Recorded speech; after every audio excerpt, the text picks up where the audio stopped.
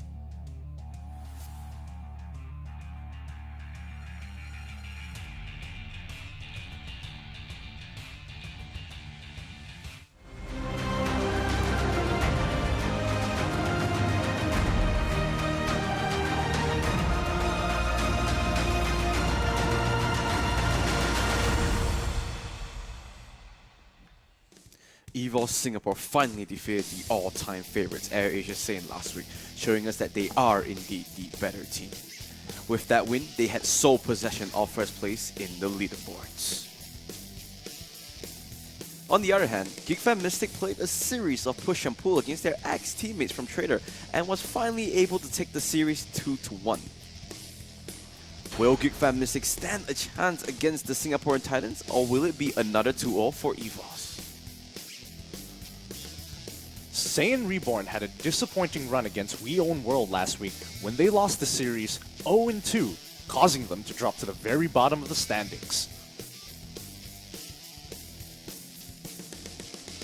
Meanwhile, Flash Tyrants stomped through their game against GeekFam Icon, showing that they are the better team, winning the series 2-0.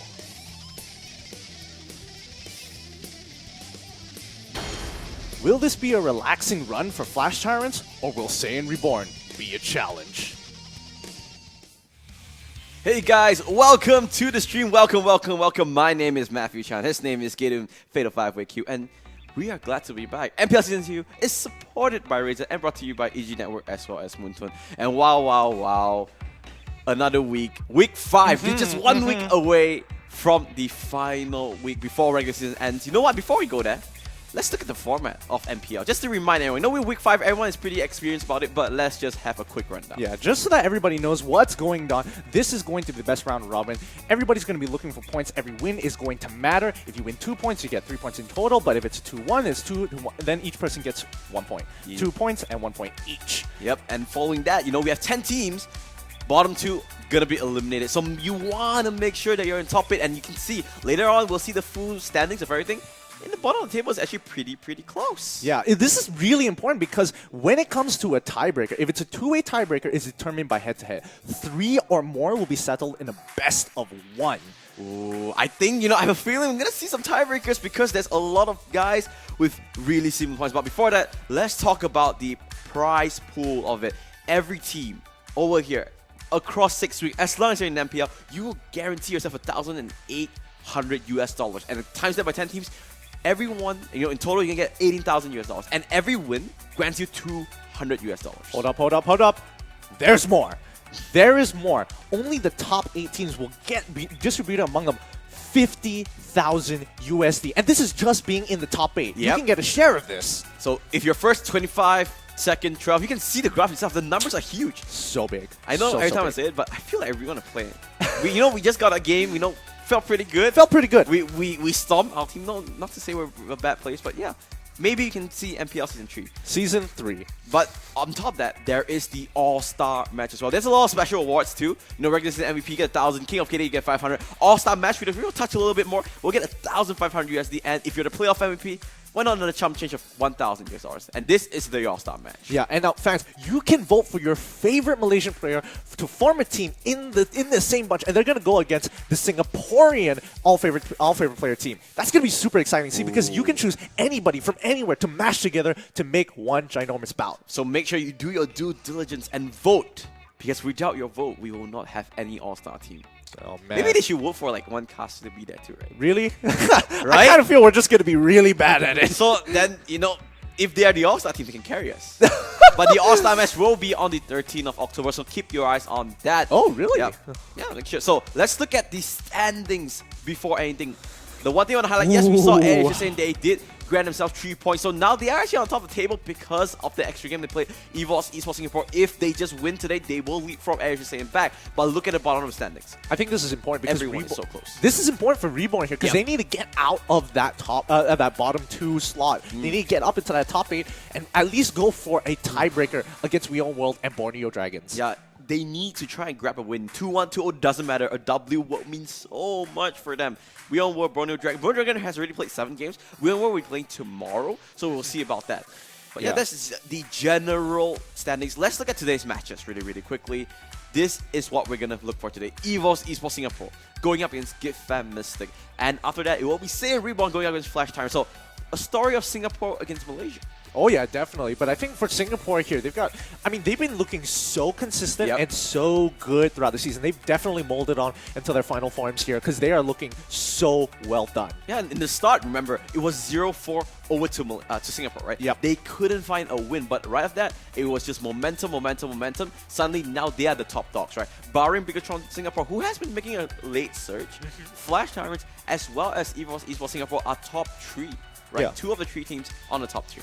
Yeah, I think you can't negate any other of the teams towards the bottom side because they will be pushing up. But That's true. let's actually look at the EVOS lineup here before we go any further. We've got Soul, Ace, Kolia, Oh Dear Bambi, Potato, and JPL as your lineup for the EVOS Esports Singapore. The team that doesn't look like they have any weakness, barring the first week defeat. And you know what? They're pretty good looking as well. You know, I'll give them that. They're pretty good. You're just gonna casually. I'm just gonna casually throw it out there. Hey, the production team has always been telling, oh, they Bambi, so they look so good. So I'm just gonna see. Our producer is like, hey, you don't tell anyone. I'm gonna tell everyone that. Hopefully they watch the stream, they acknowledge it. Let's look at the featured player from EVOS Esports Singapore. What about this? It has to be that Diggy is from Kolia. Kolia is that captain too, by the way. It's surprising because most people would assume that the captain would be playing like, a big role, assassins, fighters. But no, he's the tank support. He has the time to look through the game. And really, you can tell based on the information he's giving. Early game to cover carries and use your bomb efficiently. Mid game to tag with your carries, protect them and sacrifice if needed. And the late game, it's just so well thought of compared to just one-liners previously. Yeah, remember last time I said roam. Roam. Fight. Kill. Roam. Hey, straightforward. But you know what? You can see he has a mindset going into it. Yes, relatively low games of Diggy, but I'm pretty sure if he puts in his competitive setting, he will be able to pull it out. Hopefully we'll see some Diggy from today. What do you think about this?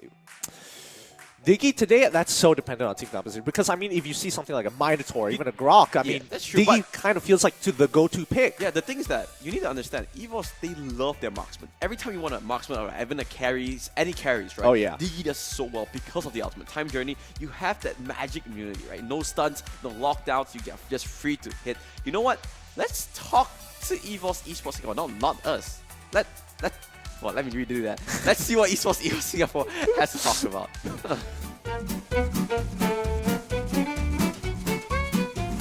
I believe that we will get a champion, because if we believe other people will get champions, then why are we here for?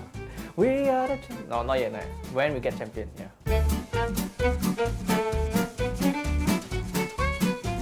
Definitely a dog, but a cute one, a cute and small one instead of a big. I actually have 3 dogs. Okay, my Pekinese is called Bobo, and my French Bulldog is called Bam Bam. My pug is called Bambi.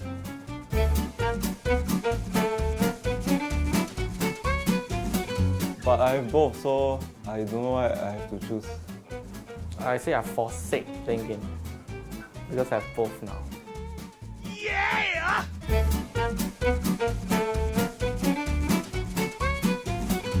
Would be from Angela. Pipa Pipa. It's from Diggy. Choo choo choo. La la la la. Is Diggy like tick tock tick tock?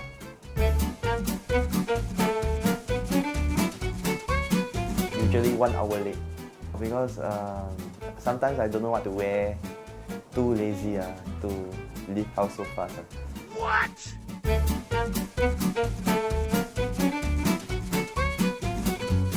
I think Korea is the most handsome, Most handsome, definitely me lah. but it's very old though. I think it's so. Sometimes I look at him and I think it's my favorite.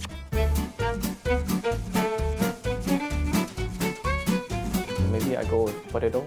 Most not handsome I think no one all also equally handsome. I think it's Kid because got a lot of people's scars on his face. But a lot of girls say I'm handsome.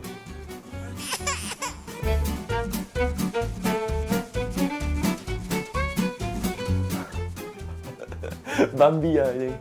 Overall, I think it's Bambi because actually he's the one leading, and I need him to compose himself. Because he's good lah. He's a nice guy lah. But when in game, he's very serious. But if he scold us, it's for our own good. Kolia, because I was a partnership with him, and then before that we did not sign any contract whatsoever. So I was scared that I reach him then he will leave. But now that we are binded by contract, he cannot leave me anymore. We're stuck together.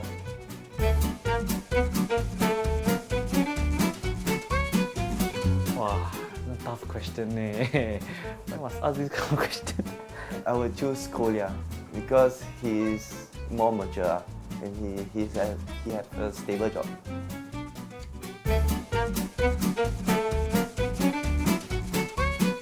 I'll cook for them Maggie mee. Seeing how they treat me, I think I'll just give them plain porridge. Because that's the easiest one.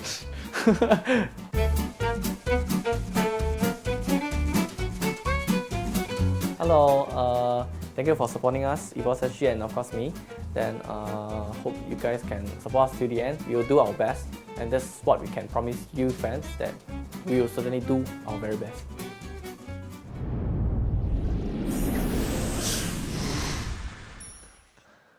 Hey, now I can rage at him anytime because we're binded by contract. He cannot leave me. Oh, my that is goodness. a really good. You know what?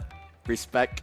Bam, went up. I mean, these are like the most honest guys ever. Nothing is too shallow to go on the table. I love Bambi's answer. It's Oh, like, yeah, oh, he's man. like, hey, I have 3 dogs: Bobo, Bam Bam, and Bambi. So you kind of know which one. You know, there's a little bit of favoritism there. You gotta love all dogs equally.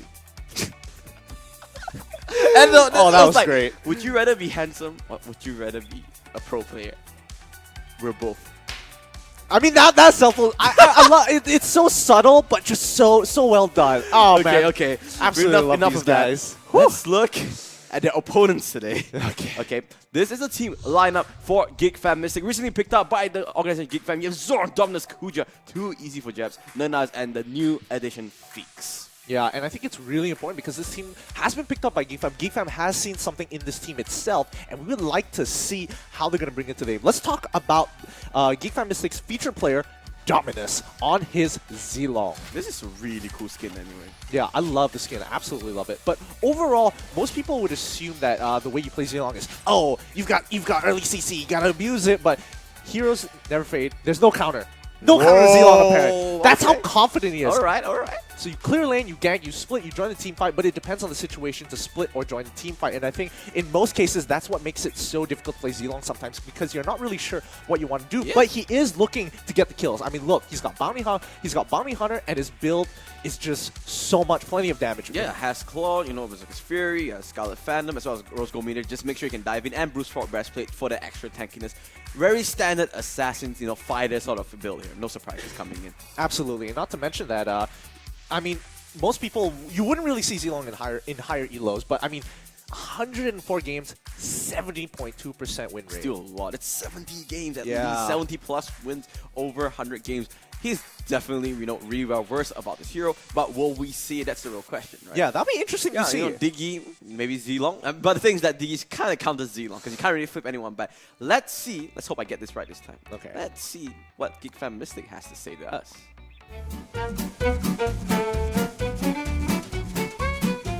Handsome of course saya akan letak Dominus lah. Saya rasa paling handsome Fik. Yang paling handsome adalah diri saya. Bagi saya paling handsome pada tim ni MCB ialah Dominus kot. Bagi saya Muhammad Dominus kot. Saya rasa saya handsome daripada dorang.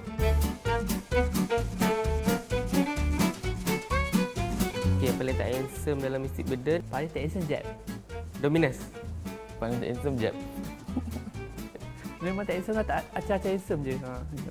Confirm tak handsome.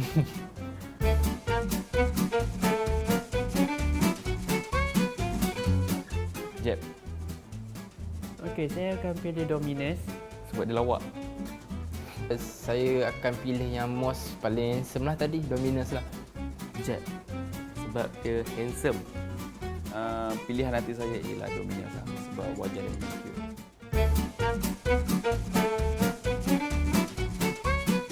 Dulu tak boleh nak kira lah. Memang banyak. Ada lah. Memanglah ada. Takkan nak cakap. Tak boleh cakap. Tak payahlah soalan lain.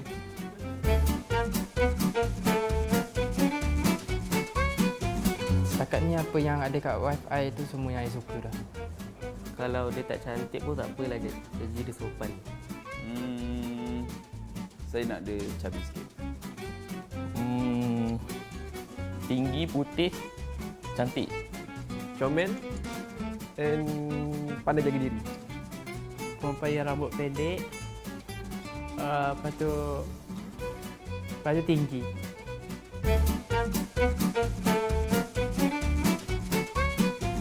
Saya akan pilih harimau.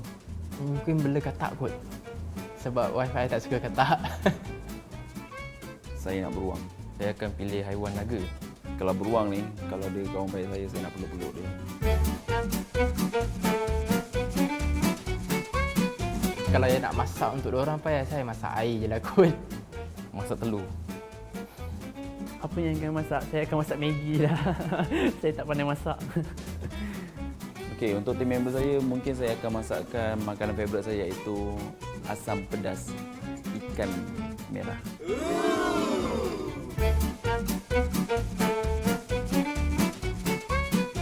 Okey, untuk peminat semua, thanks sangat-sangat sebab sudi sokong kita orang. Daripada kita orang bawah sampai ke sekarang, tanpa korang, siapalah kita orang. Nantikan kemunculan saya di MPL Season 2 ini. Dah.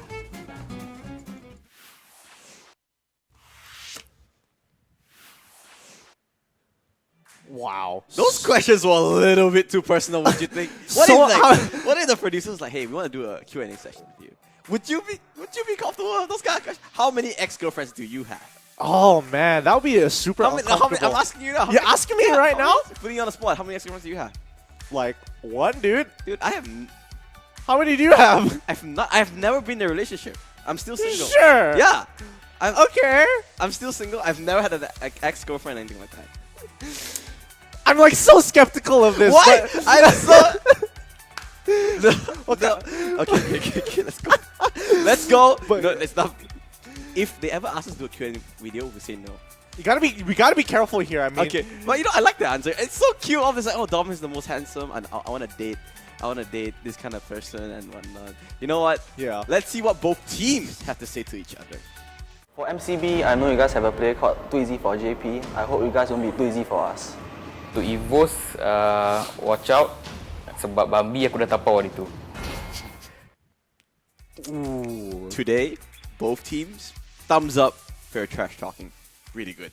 I gotta kind of You give know, it to. you know the Evos one is like so next level. Oh, Because yeah. his name is actually not too easy for. He said JPC. He doesn't even know how to pronounce his name because it's actually too easy for Jap. So he's like, you know what? I think you're so irrelevant that I won't even pronounce your name right. Oh, I mean, it's a lot of disrespect. But when we get to these games, that's when they're gonna settle this dispute. All right. Let's calm down. Let's talk about the draft. What kind of heroes do you think that both teams will fight over today? I think it's going to be the exact same thing we've been seeing for the entire, well, not the entire season, but just only recently since the second half of the season. It's going to be looking forward to towards the marksman, for sure. I mean, there's definitely been a shift between where assassins and fighters were highly prioritized, and then it's slowly shifted towards auto-attacking, and even spell-slinging heroes such as Clint, Claude, and even Carry. Yeah, and you know, right, 100%, when you have EVOS Esports in your other half, you want to ban out Carry, you want to ban out Claude, because So is just so proficient on it, right? He's just a self-proclaimed the best marksman. You know what? I'm going to proclaim him. He's one of the best marksmen in MPL Season 2 because every time his team picks it, they play around it so well. And he's, like you said, last week, give him 8 minutes. The first 8 minutes, you just ignore everything. After that, he comes online. Clip that, by the way. Making sure that we got Matthew on tape. hey, everything's fine. Matthew 2018. Now, what do you think Geekfam Mystic has to do in order to put themselves in a good team? You know, they're not a bad team, and they have had pretty good runs recent weeks. Yeah, I think when it comes to whether or not how they need to get ahead, it's always going to come down to whether you can follow the rules of the basics. Rotations, controlling of the waves, being efficient with spells, and even trying to take away jungle camps. And it's all about it's how the game works. It's a small map. You can rotate so quickly with rapid boots as well. You need to be able to control the waves. You need to be able to rotate in time, and you can always punish a person. And I think that's where a lot of teams lack here, where trading off towers is not like an ideal situation that they're put in. But sometimes that's the choice you have to make. And I think a lot of that macro can be adopted by Geekfam Mystic here. Yeah. Man, I was about to say Mystic right again. But yeah, Geekfam Mystic needs to be able to really solidify their macro because I think that's one department that they're lacking in mechanic-wise, individually, these players are pretty good. It's not they've been pretty consistent individually, but as a team, it's hard to really give them a good judgment. Yeah, I want to kind of touch on the side of mechanics, right? Because they have been playing well, especially with the addition of Fix, right? Yeah. Their team has been gelling really well. Like I you have to said, agree. they need to try and back row, out-rotate the enemy team. We saw yesterday where AirSane went up against Traders. They were falling behind in the second game, but they kept on trading objectives to make sure that they are at least relevant in the game. So you need to kind of cut your losses, try to gain some advantages across the map. Want to see whether today Geekfam Mystic can do anything like that, or whether EVOS Esports Singapore will just stomp out 2-0 from this. I think so far EVOS Singapore, they're looking really good, but their mistakes are just being unpunished because the window of opportunity to actually dive in and actually take the all-in fight is so slim. They do it so quickly. The rotations and calls are so fast that it can be difficult, but yes, there are cracks in their play, and I think that needs to be abused, that needs to be taken care of. But let's talk about the draft phase in itself here. Let's say you're EVOS, let's say you're actually Mystic, and I'm EVOS here. You're seeing carry is out in the open. Are you going to give it over, though? I think I give it over, right? I would rather just give it over, let EVOS have their game. Play my own strategy. Try and accelerate the game. Pick a lot of assassins. Try to pick a lot of fighters to get over it. Now, one thing I want to see, will we see another double marksman competition? Ooh, right? I think that one's a little too greedy. No, I actually talked to... I was quite fortunate because one of the guys from Bigatron Indonesia, I forgot his name. He actually messaged me. He actually told me that, hey, double marksman works because of this, and this.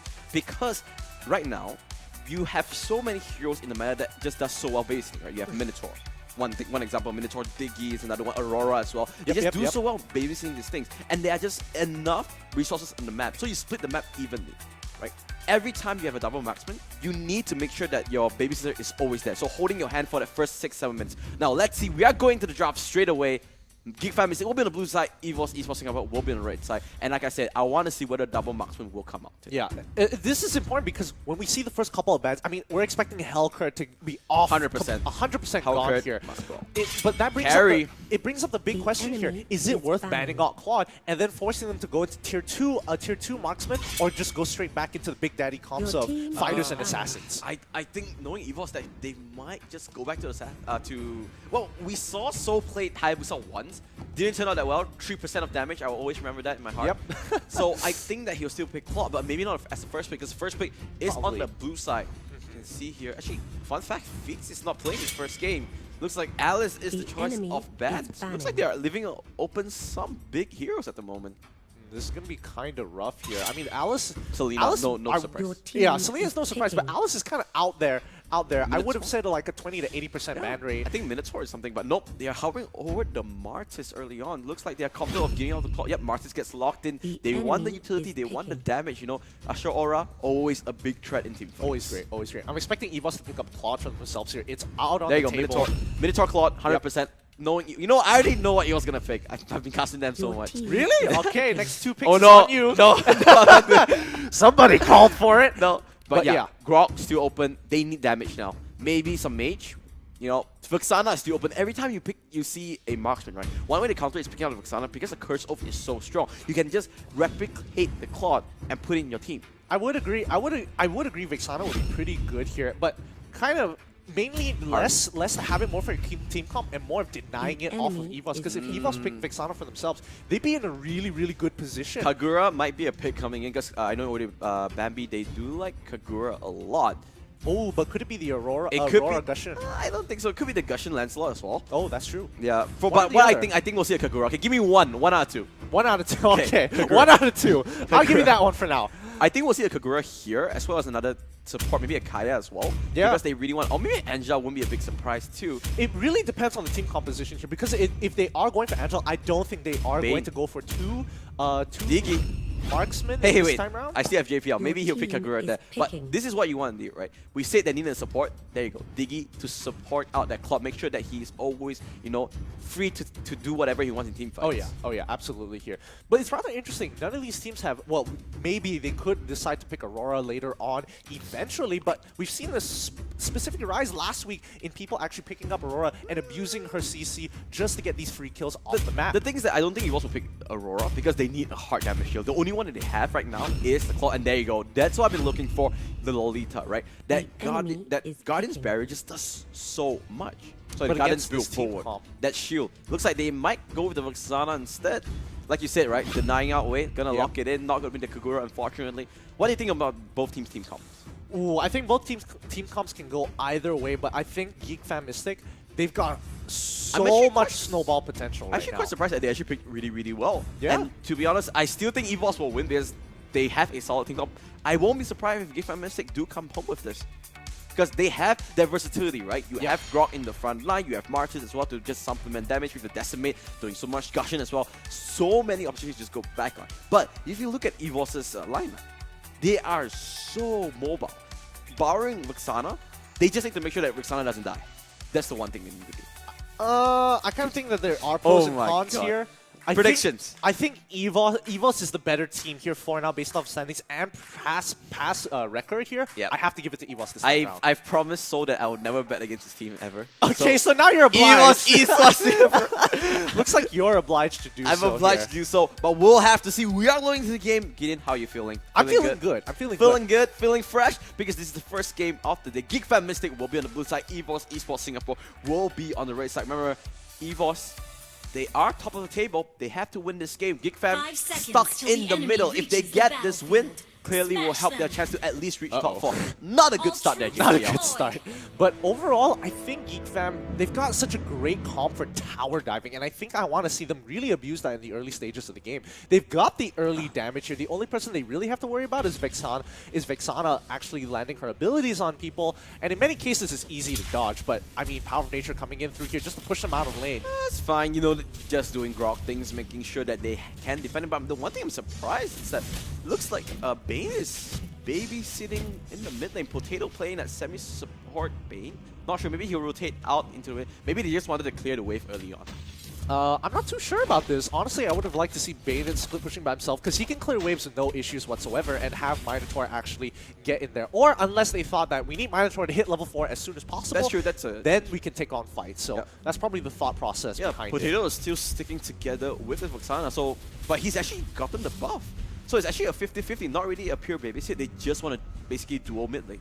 Or, I guess they are going to do a mid lane. They are rotating really quickly here. Could they be able to pick up needs to be Kuja here? careful. Remember, Kolia It's has dangerous. a time bomb. There's a time bomb. Together with the reverse time, quick fingers with that space escape will be able to just force him out. But there you go, early rotations coming up from EVOS.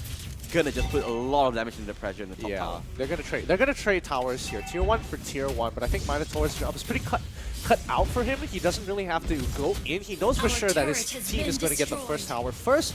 But in the end, he doesn't really have to engage. He doesn't have to do anything. He's quite happy Team just standing where he destroyed the is. turret. You can see everyone buying boots. It's on sale, 50% off. Making sure that you get the best kicks. Now they're gonna rotate into the mid lane. They are just having this dash wall, but now here comes Jeff. Remember, he does have the Guardian's Barrier, a good Power of Nature. Blocks out Kolia. Wow, Charge will land on the card. This should be first blood going over to the Gushing. Now Geek Fam Mystic, will they want for more? They want Bambi, but Zorn doesn't have the ultimate yet. Now here comes the rest of EVOS. Just not enough out of good. Sword Spike will land onto the background of the Bambi, but that's not the target. Zorn will have to force the flicker out, but Grok will be the casualty on the fight instead. Now they're trying to run away. Looks like it will be a 1-point exchange after all of that. But they do have Gushing's Ghost. Dominus needs to be careful. Looks like they are going to give up this mid lane instead. Yeah, this is this is becoming really evident that EVOS' team composition naturally has higher base damages than most champions here. I mean, you would it's arguable Our that turret Grok has does been have the destroyed. highest base damage overall, but consistently, time and time again, EVOS in the early stages of the game is going to be able to outdamage. So being picked off. Not really sure what happened This there. is not looking good. One more Zon find. Will hit level 4 just a bit, but look at the damage. Here comes the ultimate here. Reverse time. Will try to run. The time journey just keeping everyone alive. Bambi is solo in the back line, but everyone in Geek Fam Mystic is here. A good Usher Aura will lock 2 down. Decimate will make sure Minotaur sees no daylight, and they're just dropping like flies. 1, 2, 3. 3 kills over to the side of Geek Fam Mystic, and guess what? They have the lead. Good response coming in for Geek Fam Mystic. Now EVOS are currently pushed back into the corner. This is the give and take here. They overextended a little bit too much, trying to go for a little bit too much jungle camps, gets punished for it, and now Geek Fam Mystic are in the driver's seat. Wow, they are so afraid. Yeah, they gotta be careful. One Diggy was able to force them out of turtle. They didn't want to take any risk. But I guess it all started from Soul just being out of position. Yep. I mean, Collier did make the initial mistake getting caught out by Geek Fan Mystic by Grok. He wasn't expecting Grok to hit level 4 so quickly, and then it just caught him off guard, instantly going down so fast, but they were still able to recapitalize on the fight from Hook, EVOS. line, and sinker debate was there, but Soul has that spidey senses in himself. Maybe Dexter told him that something's up, and he manages to just use his better mirror image to just black away. But now, can Claude hold this off? Oh, Claude, yeah, he has to back off. This will be another trade. A lot of cross-map trades. Not something we're used to seeing, actually. Yeah, I mean, overall, it's profiting EVOS a little bit more here because they will be able to have the first push onto Geek Fan Mystic. Oh, Hamel. I mean, Zoran is not gonna. Zoran doesn't really care how much damage that Claude is going to take here, but they are going to defend the second tier 2. They're going to back off here. They're going to rinse, repeat, look for opportunity to turtle. Zoran coming to the flag, maybe. Was looking at Kolya, but there goes the reverse time into the time bomb. Will just drag him back. They want more. Sword Spike will not land. Here comes the wall charge, but good flicker from Bambi. Make sure that they're not dead. They want Potato. Remember Potato, this could be a huge pickoff. If they take down this base, they will. A good Numenon Blast catches onto 2 members. Kolya is in the main one. Remember, he doesn't have the ultimate anymore. Will they go for more? Will they be able to get anything? No, is the answer, because Jab's Ghost is just a little bit too strong. But Geek Fan Mystic looking strong, looking like they have a plan, and looking like they're not going to back out. I mean, they can definitely contest the turtle right here. They need to push up right now. Lands onto it. Turtle is solo. Where's the Retribution? Goes onto the side of Kuja. The Hand of God coming out from the Retribution will be able to just secure that kill. Meanwhile, Soul with the auto attacks almost taking him down, but looks like he doesn't want to be aggressive, don't want to make any unnecessary risks. He will just back off. And this is what I'm talking about. EVOS is so efficient in terms of their spacing and timing of each of their heroes here. They never are wasting a beat, waiting around to get something done. If they're not doing anything, look for gold. If you're setting up for a trap, somebody else has to be pushing for lane. It's so textbook, but it works. Look at the items already completed. Big ticket items coming in. You see Zor with that Blood Loss Axe, and as well Dominance on the Gushin, Necklace of Durance. Only Bambi with the Enchanted Totem not really enough at this stage. Yeah, so far Claude is already in a nice position. He's got the Demon Hunter Sword. He's eventually going to build it into Golden Staff here, and I think that's going to be really important. But now Geek Fan Mystic, they are the ones who set the tone. They get the mid priority, they get the mid turret. Looks like Geek Fan Mystic, they have a plan and they're executing it so well. Are they willing to trade? They're trading. Oh no, they're going to trade another one. This one is a little bit questionable because they're not going to get too much off of it later on. They're going to try and run away, but look at that, it's the inhibitor. Oh, they need to back out here. So doing what he can to just fend off everything. Here comes Jeff. He's trying to be a meat shoe, a literal wall. And there is that wall. A good time journey will stop all the engage. There is a minion. Look at the siege. Look at the siege minion is still alive. It will be able to force out. Good defense coming out from Geek Fan Mystic. Jeff's coming in clutch with that Guardian's Barrier, making sure no one going out from that. 4 to 4 turrets. It's not done though. Here comes the space escape. They want Bambi. They will get Bambi. That's the one. But look at Soul. That's the key target. There goes the Blazing Duet landing onto Gushin. Full charge. There goes one. They want Kuja as well. Can they go for it? But the poker trade, the spit from the Rum is there. Decimate onto the Diggy. This is not done yet, Gideon. They want all the kills. And look at that Soul. He's so low.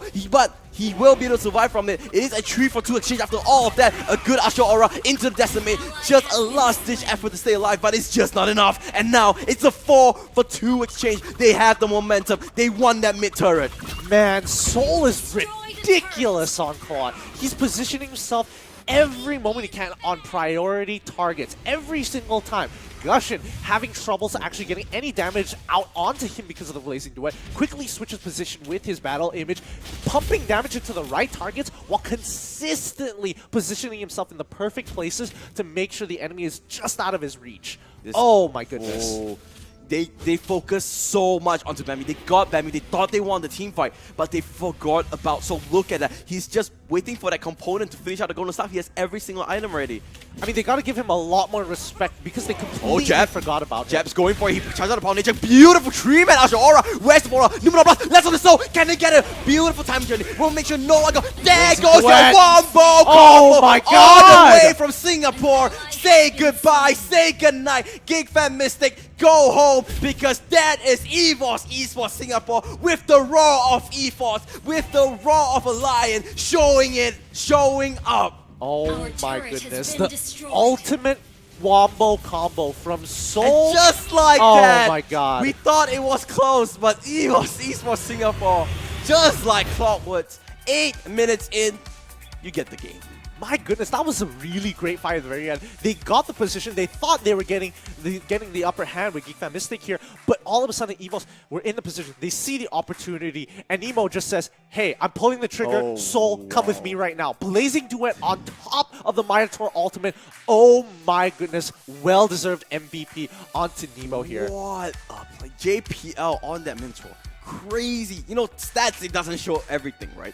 But JPL, as well as Kolia, that ultimate time, you know, we thought that, oh, this could be a good fight for GeekFan Mystic. They caught the Numnon Blast onto Soul. Then they were going to use that charge to stun him up. But Time Journey reset the fight. And when that happened, they were like, you know what? I'm going to be free. Let me alter. I mean, it bought so much time. Let's look at the highlights here to see a little bit more, whether we can get a little bit more insight here. Because in a lot of these situations, the people who needed to be level 4 were not level 4 to really clean up the fight. Had Martis been level 4, in the previous fight, he would have been able to reset consistently, cleaning up a lot more rather than losing so many members at the same time with no profit. So this was a good fight. They caught up Bambi, but look at Soul. Look at your right side of the screen. He was so aggressive. He was so safe going out. You know what? Let me walk up and even better mirror image into the back line.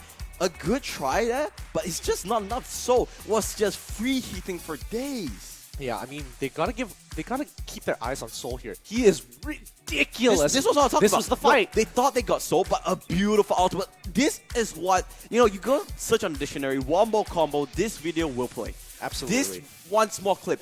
The teamwork, the synergy, the trust between all the teammates, EVOS Esports Singapore, showing that why they deserve that top spot in MPL. They really are in sync with each other. If they were just telepathically talking to each other, this would be the perfect example of the game where they were really in sync, really on the ball, pulling the triggers at the exact same time, making Mystic Burden's job so much more difficult. They had a composition which required them to get ahead to really solidify the position to take the game away. However, EVOS, they can play the slow game, they can play the patient game, but once they have the lead, they go all out aggressive. Yeah, but I want to say, GeekFan Mystic played phenomenal as well. Yes, they did. did. Up to that one last team fight, they looked like they were in it. Just small mistakes, and I'm so eager to see how they will come back in the second game. Absolutely. I think they actually have a chance. You know, a lot of people have been counting them out because EVOS Esports looking so strong.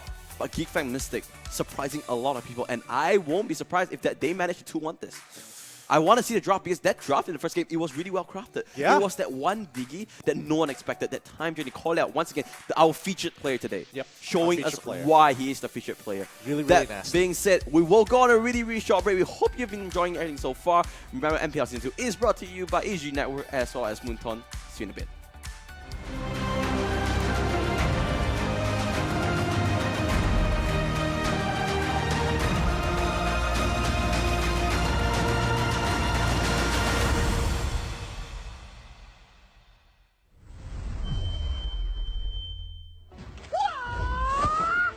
Wipe out all the injustice in the world.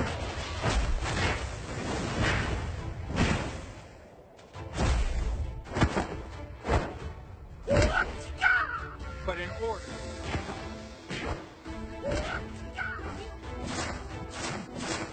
Destroy the turret.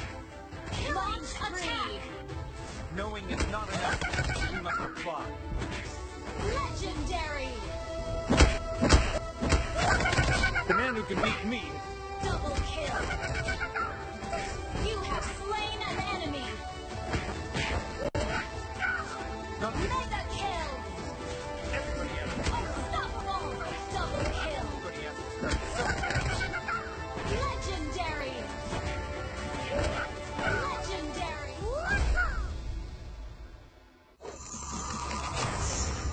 Download for free. Mobile Legends Bang Bang.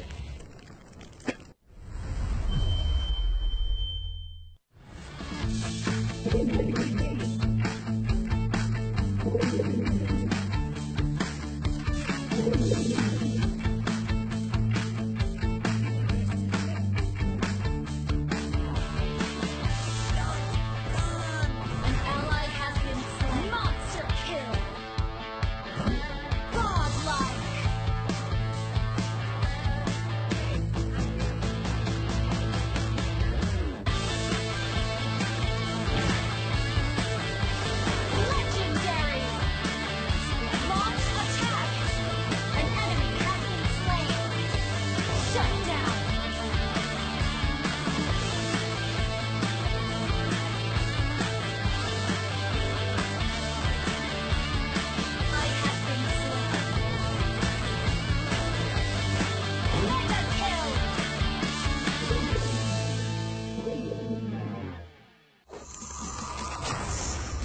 Download for free. Mobile Legends Bang Bang.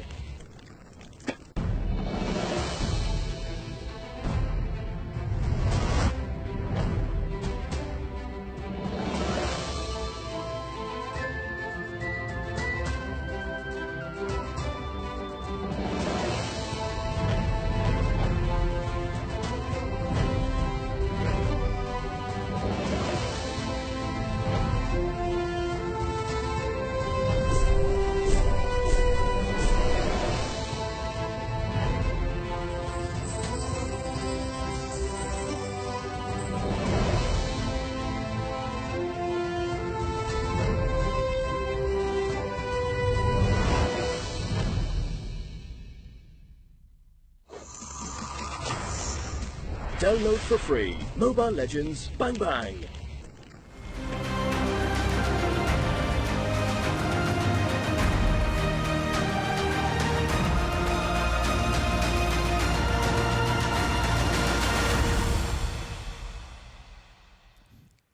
Welcome back, everybody, to the MPL Season 2, brought to you by Moontoon and the EGG Network. We just experienced the first game, EVOS versus Geek Fan Mystic. What a first game. We know both of us thought, EVOS would take it, but not like that. The game looked so competitive.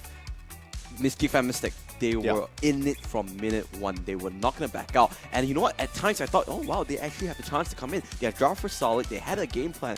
But no one can account for that one team fight. Even we didn't think that they would end from that. I mean, it was neck and neck till then, and I think that kind of gives you a good scale of where Mystic is, Geek Fan Mystic is right now. And I think they're in a really good position. Whether their mentality can actually deal with the loss is going to be a big question in this upcoming game. You know, if I'm Geek Fan Mystic, obviously I'll be a little bit hurt from that loss, but I will come back. I was like, you know what, guys? Don't look at the last team fight. Look at the first 8 minutes of the game. Yeah. We played so well. We pushed EVOS back. Good map rotations, really like good. what you said, really right? Good. Managed to swap out. Obviously, there are some mistakes here and there, but manages to change out some towers here and there. And hopefully, this game will be more of the same. Yeah, I'm expecting sort of the same gameplay where they're going back and forth. I hope EVOS don't overextend and get a little too greedy like they did previously, and that's usually why they got caught out most of the times here. But I think if they keep doing that, Mystic has a really good chance at taking this game completely. Ooh, we have to see. But that's what you were talking about, right? No one was punishing their mistakes. And now Geek Fan Mystic seeming like they were coming in, if they overextend, hey, get some free kills. If they are struggling, take those free objectives. I want to see more of that. Absolutely. And so far, they're looking really, really good here. But this upcoming draft, is there anything they could have changed in their draft to really make a difference? I don't know, to be honest. Maybe the Lolita wasn't really that effective, right? I mean, you didn't really see a lot of Lolita coming. If that Lolita was something like an Aurora where you can just lock out a Diggy, kill off the Diggy, maybe they went around team fights wrong, right? Take out the Diggy who was bringing so much utility into it, try and catch her out, and then win that team fight. I personally feel like the Lolita pick, I understand it. I understand it, right? Its intentions were to go for these big 5v5 team fights and completely change around because her ultimate covers a large range. But in many of those cases, Diggy with the timeout, you're not going to get that off as efficiently as you want to. I kind of feel like in many of these cases, you might as well dedicate someone with a lot of utility or a lot of damage. And I think Aurora even... Aurora is like a good mix, right? You Yeah. do have damage, you do have utility. Her passive always freezes up whenever she has 4 stacks. I want to see the same draft. I want to see similar team compositions, but just different heroes as we enter the second game of the first series. EVOS Esports Singapore 1-0 up against Geek Fan Mystic.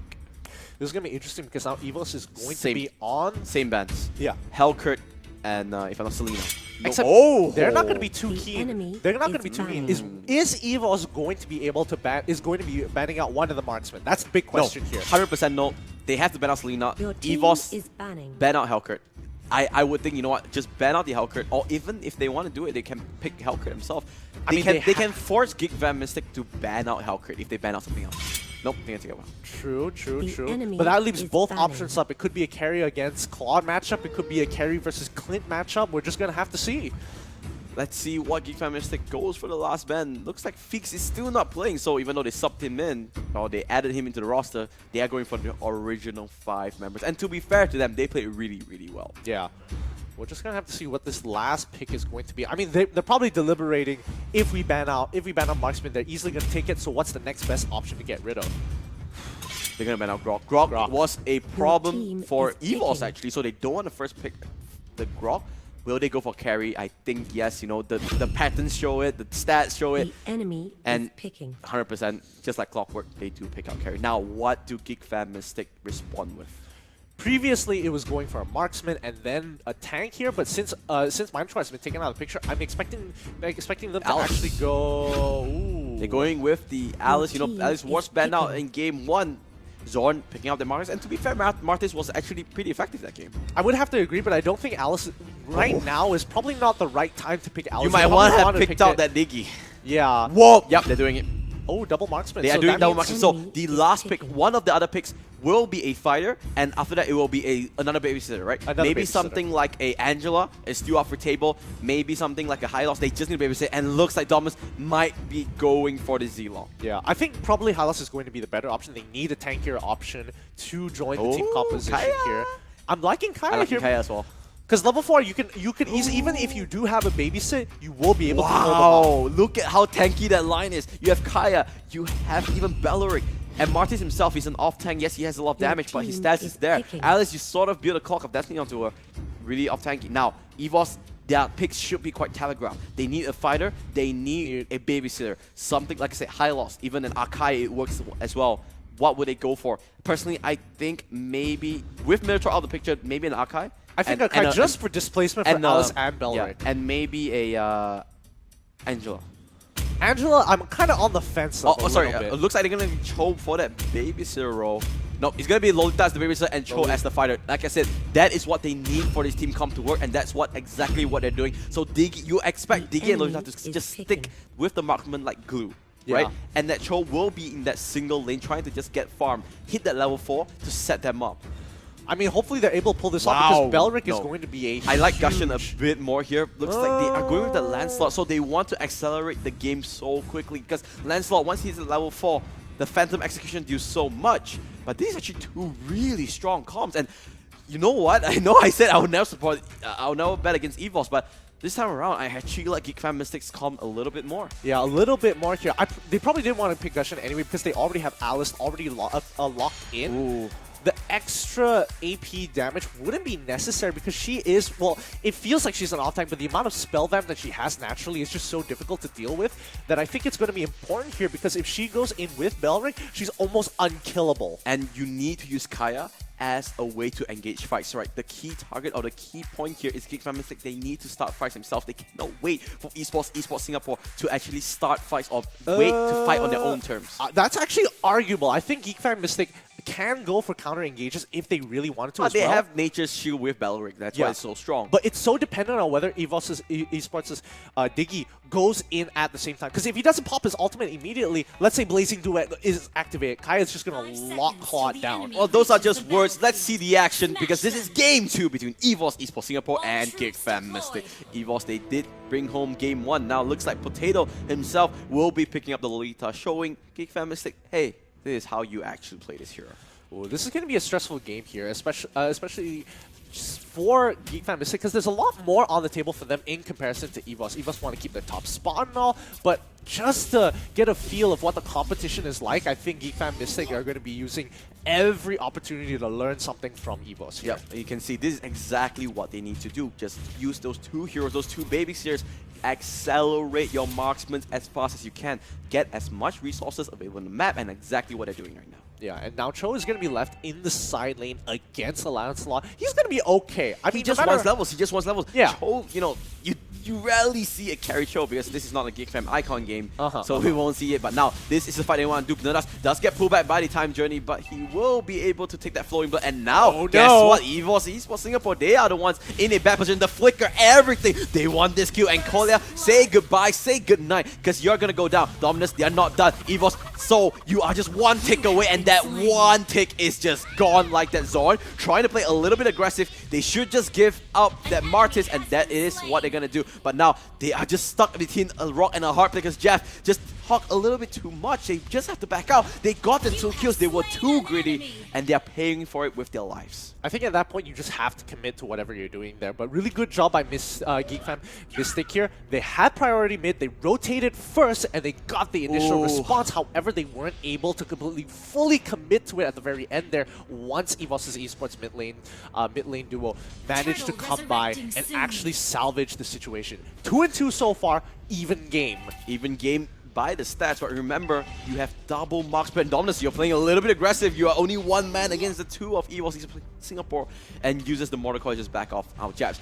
Now, I play a lot of Belleric. Belleric early game is so bad because you are so slow, you have no stats, you just need to farm, wait for your ultimate before you do any big team fights. I mean, not to mention that having died already, he's going to be late for his level 4, which really sucks for him. Oh, Zorn though, he does have the Divine Judgment. Does he have Flicker? Looks like he did look for a chance, and they are just forcing so much pressure into this bottom side of the map. I think they need to rotate mid as they were doing this. But look at the clan. Look at the clan. They're coming from behind. They know about this. They want this team fight. Dangerous. This is going to be a 4v4. They're going for the tower. The reverse time will pull back Jeff. But this is exactly what they need to do. Build a wall. Build a wall of front like a mini tank to make sure that no one gets your damage dealers. You can see Zorn and Jazz standing in front of the carries to make sure that no one can come between them and them dealing the damage. Interesting enough, EVOS decide not to contest for the bottom tier 1. I'm telling you, I remember GeekFam Mystic, they are looking so strong. I feel like they've been a little bit too greedy with their picks, but it looks like Kuja will get picked off here. Good cross-map play. They know that Turtle's going to get picked off, take an objective across the map. Really, really smart just now. But so far, I think both teams are playing extremely well. GeekFam ahead of EVOS for now, but this could easily change. It's not that big of a difference. You can see in the mini-map, right? EVOS Esports Singapore, they want that top side, that top turret, but GeekFam Mystic, they are just going to reply with a turret of their own in the mid lane. It's going to be, for now, they're going to be pushed off, but it's going to be all right here. I feel like EVOS is kind of giving them a little too much leeway here because they're carrying. They're going to go top. They're going to go top. They wanted this dive. They want to get this kills. This is going to be too difficult. I mean, with Lolita alone, she will be able to deny a lot of space. Come on, Death Thrust.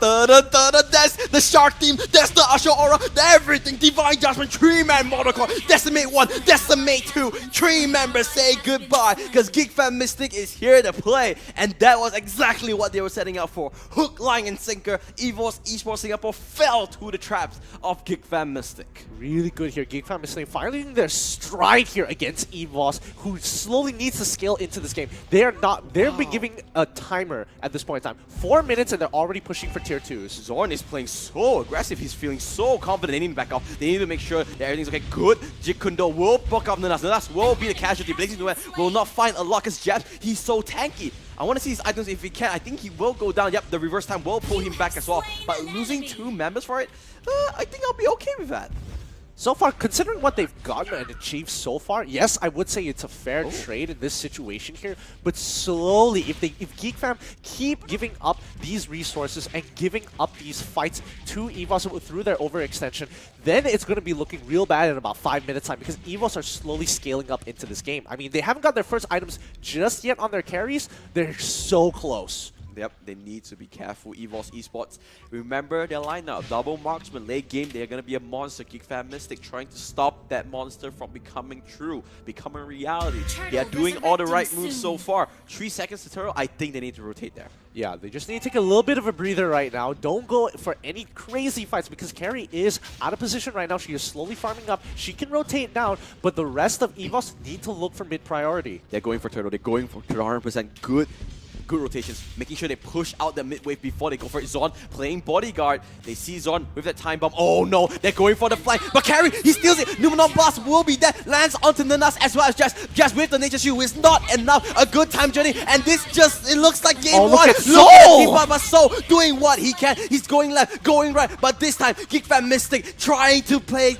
making sure they have a chance. Another kill coming in. They want Soul. Can they grab it? The flicker into the Carrie's face. There goes the Asho Aura knocks him up, and that should be a kill. JPL will get executed. He's by alive! the- So he's still alive. He's doing it together with Kolya, but it's just not enough, and he won't go down. And Kolya, he just responded, and he will make sure that they will go down. This will be a team wipe, a delayed team wipe at that, but Geek Fan Mystic came out to play. Geek Fan Mystic must be so happy. He was looking very even, and they were trading 1 for 1 each and every time until the very end there. So just unable to stop the onslaught from Martis Blade here. of 7 Seas, they want to play the damage shred.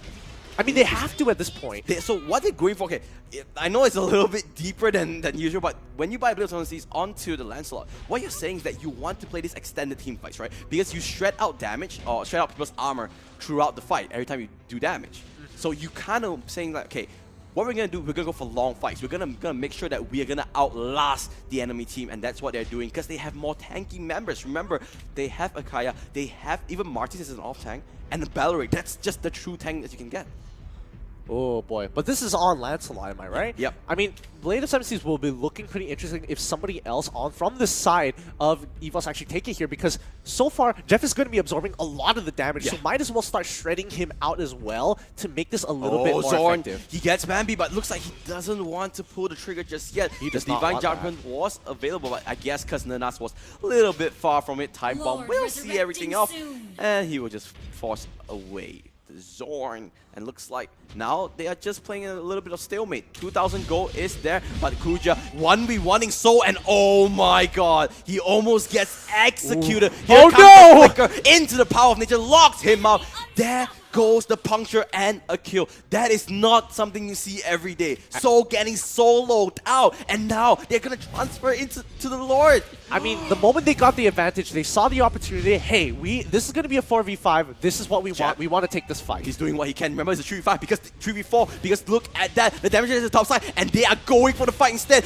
There is not enough. The Luminum blast into the flicker will not be there. They are just changing their aggression. They're changing their focus into Lord, and they will get Lord. Geek Fan Mystic, they're feeling it, Gideon. They want this win, but Bambi is saying no. Bambi is saying, I want to try to win this game, but the Divine Judgment comes out from Zorn. It is just not enough. They're going for it. They do get an inhibitor in the top side, but they're losing the fight in the mid. EVOS Esports, they are trying their best, doing what they can. Looks like Claude will go down. The Decimate comes out into the heart of Tiki. He just responded. They are not done. He takes the flowing blood into the blood ode as well. He's dead gone. They want more. They see the chance. They see the momentum. They're going for it. They're going for the kill. So he's alive. But what can he do against 4 members of Geek Fan Mystic? Nothing is the answer. They're gonna force them back. Oh, they have Lord now. There goes Ashura. It lands. They're going for the fight. They want to end this game here. Nuno Blast lands onto 2. Kuja trying to run away. Nanas is solo. They pop the courage bro. They take out Kuja. Now Geek Fan Mystic, they have to run away. They will be able to just walk away from it.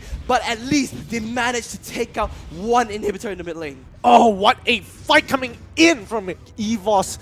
Wow, this is difficult on so many levels because you have to keep in mind, every lane is getting shoved in. Lord is already there. They keep and maintain the pressure all the way with Geek Fan Mystic. But EVOS here, finding it at the very end, holding it off just enough until every member is back. But now Bambi is in trouble. He used his battle mirror image. There's no escape. And just like that, another kill goes over to Geek Fan Mystic. Need to remember, Gideon, EVOS Esports Singapore has not lost, not a series, but not lost a game since week 1 to Trader when they lost 2-0. Because they have been winning everything 2-0, 2-0, 2-0. Will this be the time where their momentum slips, where their streak ends? Because Geek Fan Mystic, oh my god, they look like they are hungry for a win. I mean, EVOS right now, their composition could turn around at any point of time. One mistake out of Geek Fan Mystic, and it could be over here. This could be a repetition of game 1, but so far it's looking really good for Geek Fan Mystic. They want this, Geek Fan. They are playing a little bit more safe. Do you think they're just going to wait for Lord? Because there's no reason. Absolutely. I mean, EVOS, they don't have to do anything. They just sit in their base. They can wait it out. They're reaching their builds sooner or later, and they're quite okay sitting in base as long as there's no real threat to push them all the way in. Look at the items, okay? Look at the items of Lancelot and Martis. Blade of 7 Seas on both of them. Bloodlust Axe on both of them. As well as Furrow Battle. Endless Battle. They want drawn-out fights. They want to say, hey, we can sustain and we can just stay in there. Even the Wings of Apocalypse Queen. making sure that they can last in fights, that they don't die, they can lifesteal, live through it, and fight. They know they have the better damage output, they just need to stay alive. Absolutely here. And coming in from on the opposite side here, they're slowly getting their lifesteal items for both Quad and Carry because they are the two most important members. If they go down, this team fight is over. Day 1 Carry, remember, double marksman comp is a double-edged sword. If your marksman dies, there's no damage. I mean, you're banking and investing in both people here, so it's based on just Bambi and Soul here. If they're able to really pull up when the moment calls for it, EVOS has a very good chance of winning this game. Oh, Dina Shoes gets purchased there by JPL. Well, feel a little bit more tanky, but looks like I think they are just gonna wait out for the Lord. They don't want to do any mistakes. They have this advantage, a 7k goal lead over to GeekFam Mystic. Oh boy, will we see a big upset? EVOS Esports. Oh no, Nanas! Walk away, walk away, walk away! He does have the flowing, but he will take it. But the damage there, you can see that as an example. So, as well as Bambi, they have a lot of damage with them. Really unfortunate that really unfortunate that JPL wasn't able to actually shoot in front of her, get the Wave of the Dragon backwards, and get the pick off here. The Flowing Blood was able to save her out, but this is going to be another death rush here. Oh, Zorn spots it out, Zorn spots it out, they know everything. And now, look at your minimap. The bottom side, Lancelot trying to do the split push, but looks like EVOS is saying, you know what, you can split all you want. We are going straight for the base. You want this could be a that base race. Priority, oh no. Remember, double Lancelot. You're Look at doing so Lancelot. much. Lancelot, he can push really fast, but how fast can he push against 5 members? They're going for the fight. Jets, he does have immortality, pops the nature shoot. He will get a lot of damage reduction, but looks like that's just not enough. No, he's not taking it. And there goes the 5-man ultimate. Numenon Blast will take down the Valerie, but it's not enough. Nuna still in the midst of it, so he won't recall to deal with it. A beautiful Ashura lands on the 2 members. Everyone on the esports, they are one to this kill. Bambi gets pulled back, but he says thank you very much because I'm gonna end this game straight away. He does use his better image. Lancelot's might clean it up. Lancelot's gonna recall. There goes the Curse Bulwark. He's trying to take out Potato. He's not actually going for it because he wants the bigger food. He gets it. He gets pulled back. Kuja, if he goes down, it's going to be the end game. He gets the Lolita, but that's not what you want. And just like that, just like game 1, no, not like this, not like this. Everyone, EVOS Esports Singapore saying thank you very much. And guess what? This is exactly what happened in game 1. This was even closer. A GeekFam Mystic deja vu. Can you believe it? Dear God, that must be a huge tilter for GeekFam there because in any situation, that was looking pretty good. That was a great game. That was a beautiful game. Great game. And I don't know, that was an exciting game for me. I was the edge of my seat. Props to EVOS. They saw the opportunity. They had the minions. They had 2 siege minions in the mid side. They were like, okay, let's just push. Pops the Curse Bolt. Look at the damage being done. Bambi 45%, Soul 25%. The rest are only lingering at, no, the rest are exactly at 10%. They needed these 2 to show up, and these 2 did. Bambi in particular, great positioning, great usage of his abilities. GeekFam Mystic as well. They played so well. Oh my god, I just want to see the highlights of the game. It was so exciting. It was a great game. I'm just trying to figure out at that final decision maker, that final fight when Lancelot finally recalled back into the base, could they have done a little bit more? I kind of feel like in this situation, it's so hard to tell. It was so even so far. You can see it was a good start, but this one, I do question it a little bit. Why would Zon go back? But what a team play here. A great bait. Hook, line, and sinker. They take every single member in catching them out. Wow, GeekFam Mystic, great start. Absolutely. I think this kind of sums up in terms of the competition, how they measure against themselves. I think you got to keep an eye out for GeekFam Mystic. They were looking really, really good in these past 2 games. Yeah. And it's not like it was like a huge landslide for EVOS either, if you're just tuning in. GeekFam Mystic put up an amazing fight against EVOS Esports. Yep, and you can see EVOS so doing what he can. Phantom step left, right, and center, but just not enough. Great play from Dominus. And this, they wanted to try to end the game, and props to them. They saw the opportunity, but so playing bodyguard, saying no, being the bouncer of their base. And he was able to just make sure that, GeekFam Mystic didn't pick up anything. Yeah, and you can see here, Lancelot's already in the back, but the fight has been so prolonged here. They need somebody to finish the rest of them off. Martis can only peel so much. And finally, once Carry goes back, Lancelot is forced to head off. Okay, I need to join the fight. Look at how low everybody is. And Lancelot has free reign.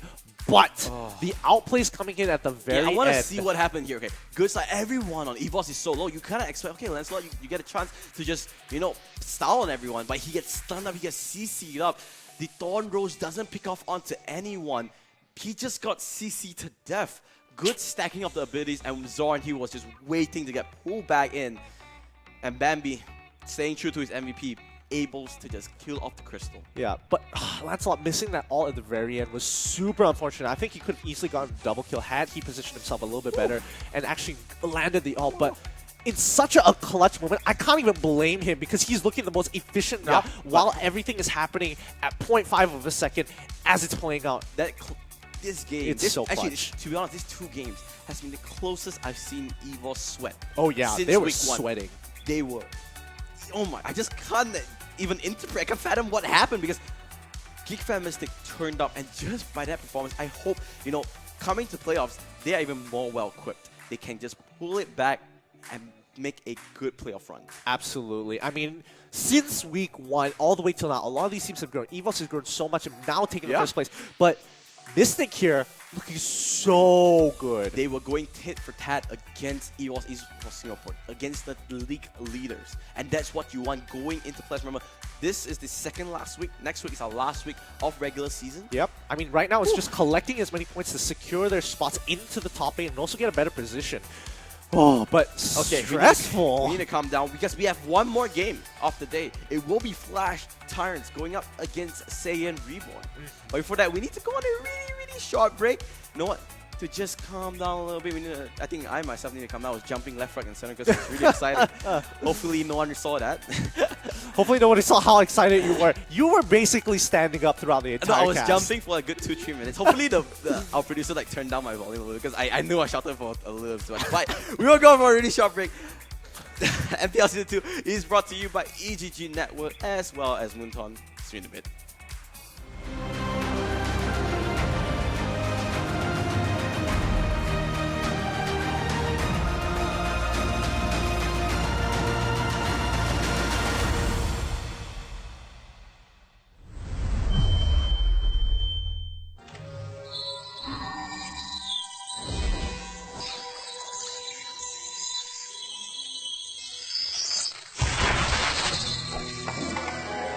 Wise choice.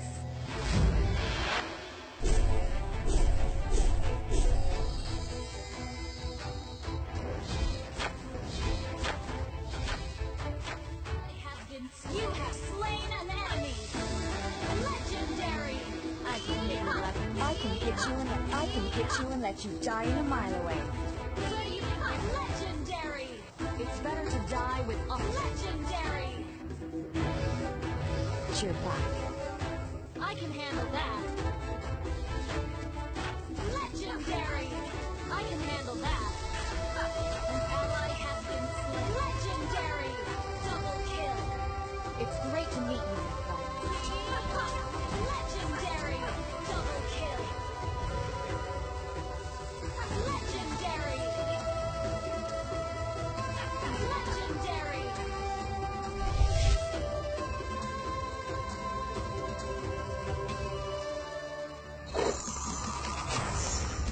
Download for free Mobile Legends Bang Bang.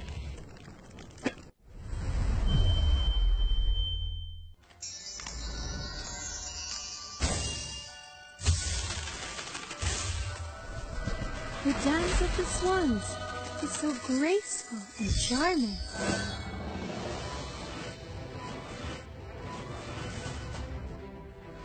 Legendary! What I need is Harry. Legendary!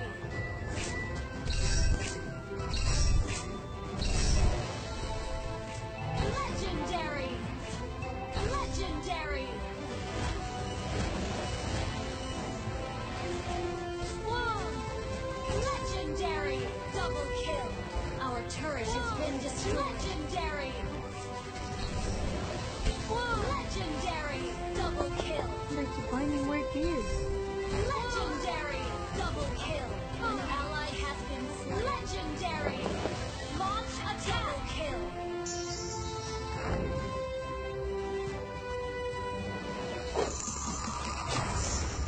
Download for free. Mobile Legends Bang Bang.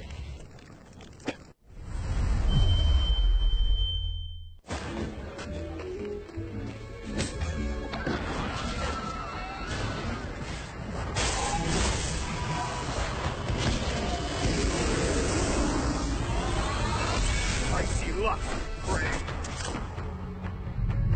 Feel the strange power.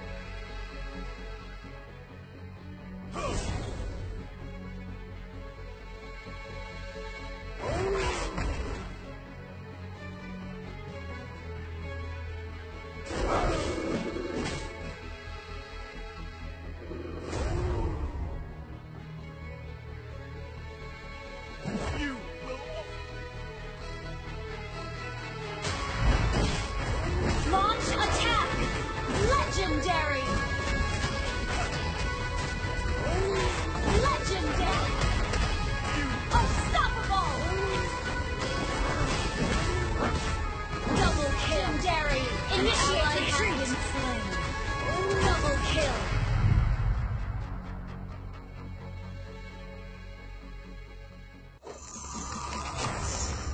Download for free. Mobile Legends Bang Bang.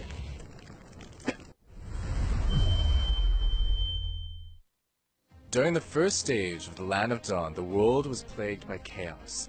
Cataclysmic conflicts between light and dark swept through the lands as the fight for power became the sole purpose of existence. However, this was not the intention of the world's creator. In this era of violence and bloodshed, hope and happiness were but mere dreams for the common people. Though miracles still happened. A newborn girl was chosen to be blessed with the powers of both light and dark. Growing up in a world where one must choose sides, Lunox knew deep within her that the imbalance between light and dark was destined to destroy everything she loved. Her family, her home, everything. Every day, Lunox wandered between the lines of hope and despair. When Lunox discovered her true identity and purpose for existence, she was never quite the same again. To bring peace to the Land of Dawn, she had to maintain the balance between all the light and darkness within the world. Even if it meant sacrificing herself, this was her duty. The creator of worlds sealed Lunox away in the Twilight Orb. For countless centuries, she laid dormant, quietly absorbing the ever-growing powers of light and dark. Lunox knew the imbalance between order and chaos would last forever, and so would her duty. Download for free. Mobile Legends Bang Bang.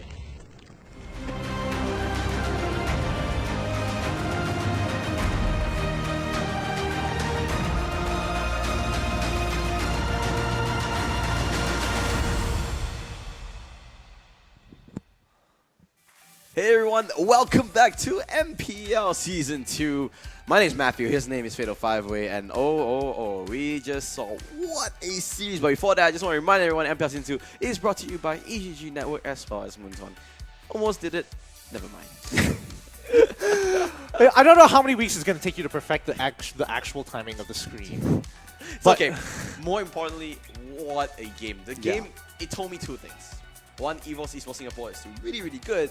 Two, GameFam Mystic is actually a huge contender as well. Oh yeah. I mean, their standings, in my mind, have definitely gone up because we haven't seen them play in a while. And this was like a good benchmark game to test your might against the rest of the teams. And no better to go against the top tier of the standings to have a good sort of solid foundation of where we stand amongst the rest of the teams. Yeah, I just want to see more. I want to see more Mobile Legends as well because it was so interesting. I kind of wished it was the best of 5 instead of best of 3. Yeah. It was so exciting. I was like, oh, please, game 3. Game please. But then they just lost. And, you know, it was just small mistakes, but that's why EVOS is top of the leaderboard. They get to just punish all these small things. And I'm really excited to see even more from them coming to playoffs. I think both of them really locked in their seat for playoffs, if I'm not mistaken. Yep. So I just want to see how this playoffs will pan out. Talking about locking their seats in the top 8, we're talking about the upcoming next game here. This is going to be Saiyan Reborn, who's so far at the bottom of the ranks. It's rough. It's hard. Let's look at the lineup really quickly. This is Saiyan Reborn. The 5 players, or the 6 players actually. It will Rin, Evil X, Silo, Jin, Long, as well as Lasset. Now, the thing about this is that they're not a bad team. All of them are really, really good individual players, but they just haven't been able to just string out the wins. You know, they get good leads. The closing part, not so good. Yeah, but let's talk about the featured player of Saiyan Reborn. This is going to be Lasset on Fanny. And we were playing just now. We were getting destroyed by a snowballing Fanny here. And I think Lasset is just one of those people who can really take the game away on Fanny. You can see that his early game, he wants to go aggressive mid-game, to be pushing or roaming, but to trap opponent heroes or to split push in the late game just because he knows his role and how it fixes with the build he has into the game itself. And this is a full, complete damage build. Yeah, you can see there is. I mean, Athena Shield is sort of the only. Well, there is a defensive item in there. Yep, you can see the main thing for him is to sustain. It's quite funny, right? Yeah. His best combo is with Archive, but it's countered by Archive as well. So that was quite interesting in that sense. But I want to see if we'll find out whether a Fanny will be pulled off today. Yeah, that'll be interesting to see at the very least. But, whew, they're in a really tough spot Yeah, here. they need this W. Like I said, 2-1, 2-0, it doesn't matter because they are 4 points, 10th position. The closest they have is, if I'm not saying, Bono Dragons with 6 points. So they need at least 2 points from today. They need that win. Let's see what, let's get to know more about Saiyan Reborn.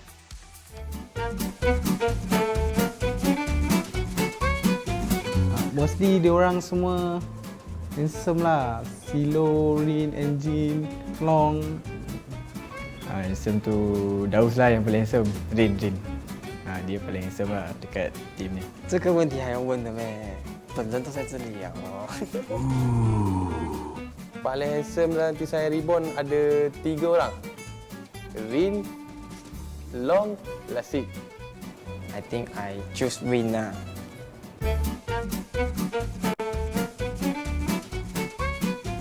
Paling tak handsome saya rasa Evie lah. Silo lah. I think is Silo lah.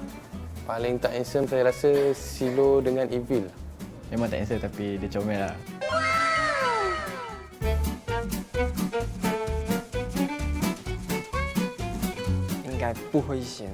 Saya rasa saya pilih Silo lah. 很少女生喜欢打电子游戏的男生。Kat saya umpan, saya akan pilih Long lah.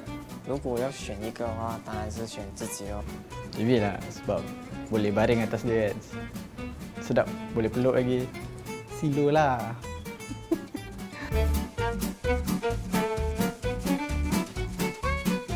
Silo. Long, Rin, Evil, Lasik pun saya takut juga. Leader. Tapi nombor 1 saya paling takut Silo. 不听 teammate lah.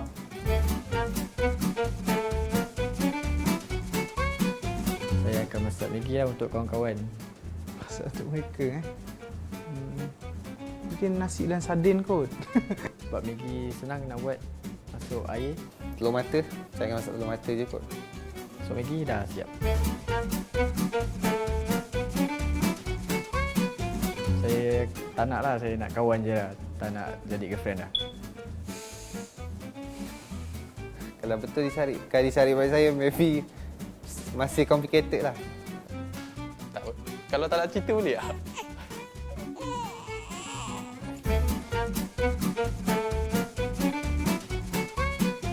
Cantik, comel. Faham kita lah, kita tengah main game. Ada kacau. Baik. Tak main Mobile Legends 温柔体贴可爱哦。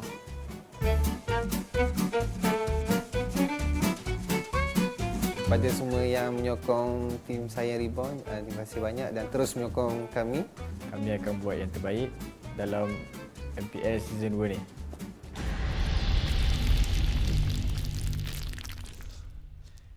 So, Gideon, I have a question. Gideon, I have a question. What's up? What if one day, what if after this cast, your ex-girlfriend calls you? Say, hey. Oh man! What I gotta go with the route. I think we should just be friends. It is way too complicated. The But man, the funniest one was Long. He's like,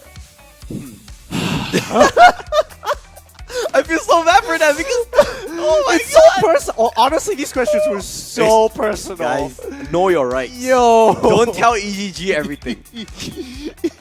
But these guys are just absolutely lovable. Oh, it's so fun. lovable. Just seeing that video, I just want them to succeed even more. I hope they get a good result today. But going up against the Kings, the Flash Tyrants in their name. First season run-ups. Let's look at their lineups really quickly. They have the mill six. I think they only make only one roster swap throughout the off season. And it was Mark, Albi, Aeon, Alun, Swan, and Xian. And you know what? They have been performing so well, and recently I think they've been performing even better. Last weekend there were two smaller Mobile Legends tournaments in Singapore, and they won both of them. Yeah, they're really crushing it here. But let's have a look at Flash Tyrant's feature player, Lun, on his Artis here with an 83.3 win rate here. You want to learn how to play Martis?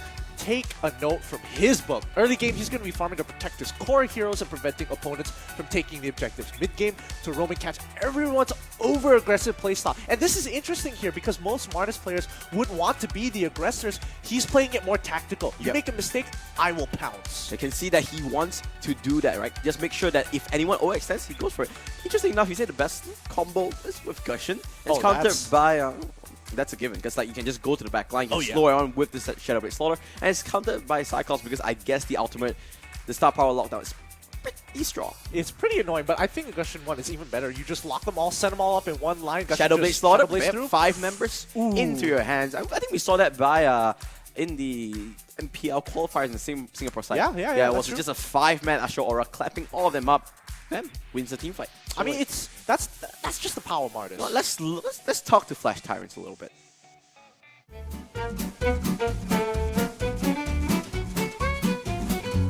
I feel that my captain is the most shameless one. Sometimes some heroes he got no talent, but he still say he play very well. Okay, actually, Tyrant members all quite shameless one. Just that Aeon is the most shameless. But generally, no Tyrant members are shy. They're all quite open about things, I think.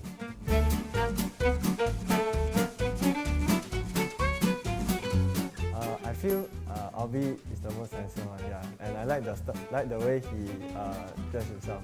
He always, last time he's the one he used to cover one eye. The most handsome will be Aeon. I think that maybe 4 years ago. According to rumors, it's supposed to be Aeon. According to rumors, but in the guy perspective, it's hard to validate that. So yeah. If I slim down, then maybe you can fight. But now I think currently that will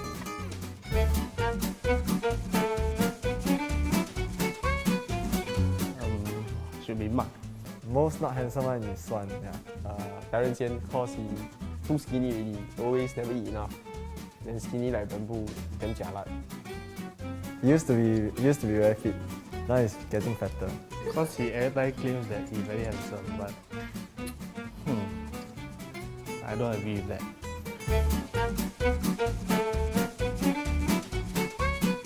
Okay, I know.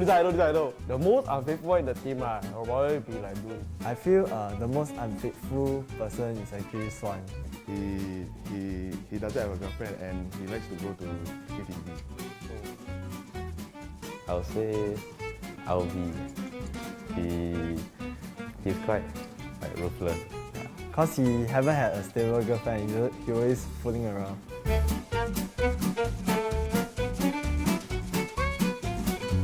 I don't think I'll be interested in cooking for them.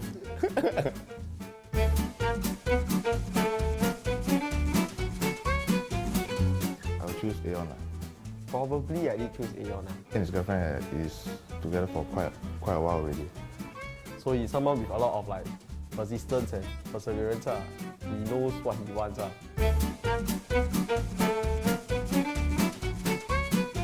Thank you for supporting Flash Tyrants, and I hope you guys will continue to give us your fuller support. We won't disappoint you in the Season 2 playoff.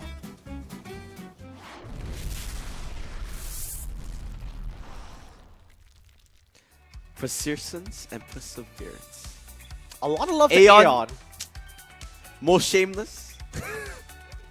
Most handsome. Most least dated. handsome. You're everything, Aeon. This just shows, right? Like, your team trusts you so much. They name you for everything. Hey, I mean, Aeon has everything, almost literally. The funniest one was like, I think, I wouldn't, because, doesn't have a stable girlfriend. Hey, just because someone doesn't have a stable relationship doesn't mean she wants to play around. Doesn't maybe just haven't met the right person yet. Oh man, you're Exhibit A. the romantic. Yes, production. Yes, we can hear you. He is talking about himself. Just to be clear. I'm a nice guy. You are too nice. Okay, of a guy. okay. Let's go back. Oh, let's see what both take these away from me. Let's see what both teams have to say to each other. The Flash Tyrant, you all pasukan yang hebat. Quite good dekat semua role. Tapi dekat MPL ni kita akan berjuang dengan Babysan lah. So watch out lah. For Cyan Reborn, if your big brother couldn't win us, what makes you think you can? Whoa! Whoa! Yikes! That was good.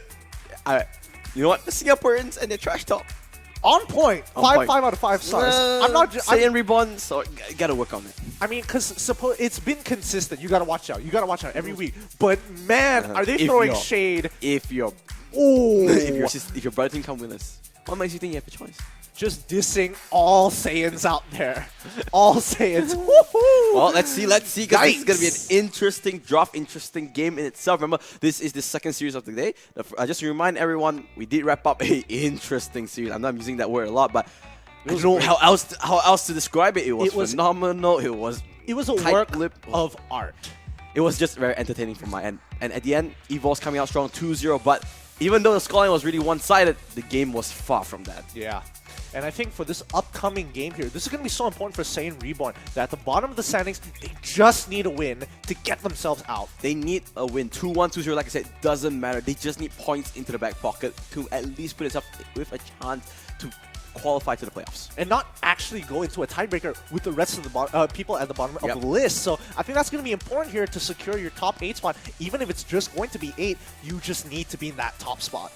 Yeah, I want to see, has Cyan Reborn changed up their playstyles? Like I said, every time they lose, it's not because they're not a good team. It's just that they struggle to find a way to end the game, right? They get good advantages. Even they lost 0-2 against Singapore. They had good advantages. They were leading in kills. And in the second game, I think they just lost because one team fight. You know what? Let's just see what will happen today. Flash Tyrants will be on the blue side. Saiyan Reborn on a red side and desperately needing a win. And this is going to be the first ban coming in from Flash Tyrants is going to be Claude.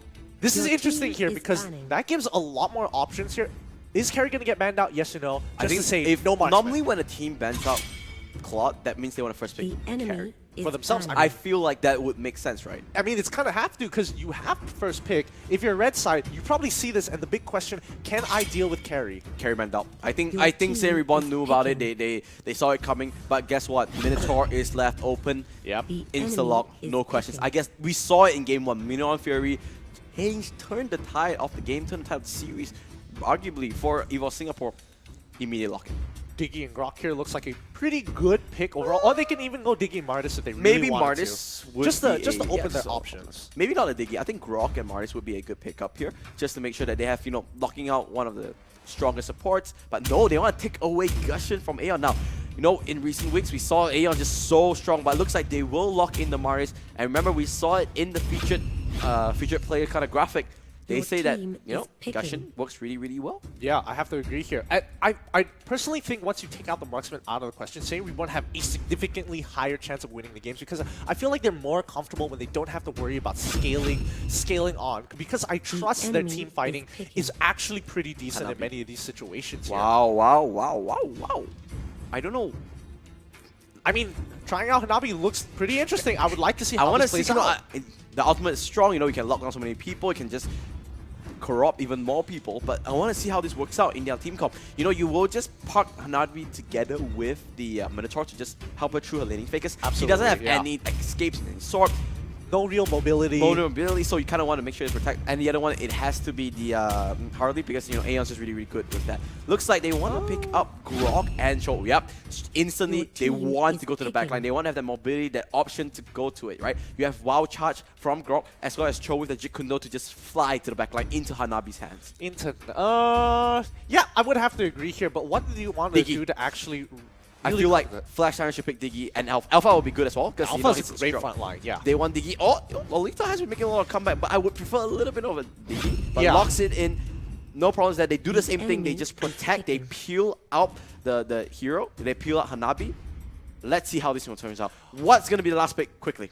I mean, Diggy looking pretty good here if they really wanted to pick for themselves. Mainly just to get to bypass oh man. Yi Shin. I mean, I was talking about marksman being like, it's preferable if Cyan Reborn don't play the marksman so far, because so far they haven't been able to perform on it, but this would be I feel like they should go for a mage instead. I mean, they have Gushin already. Yeah, but you can go for an Aurora, something like that, but nope, they are going to pick up that Yi Shin. So they are still marksman. Looks like marksman is still in the meta, but just not the usual suspects that we're looking for. Diggy is not in this particular team composition. Rather interesting, but I'd like to see how this plays out, because now if you don't have Diggy, you're solely based on snowballing. Yep. Now that you have something to fall back to like Yishin, you're able to at least scale later into the game, clean up some kills with your ultimate. Quickly. Predictions.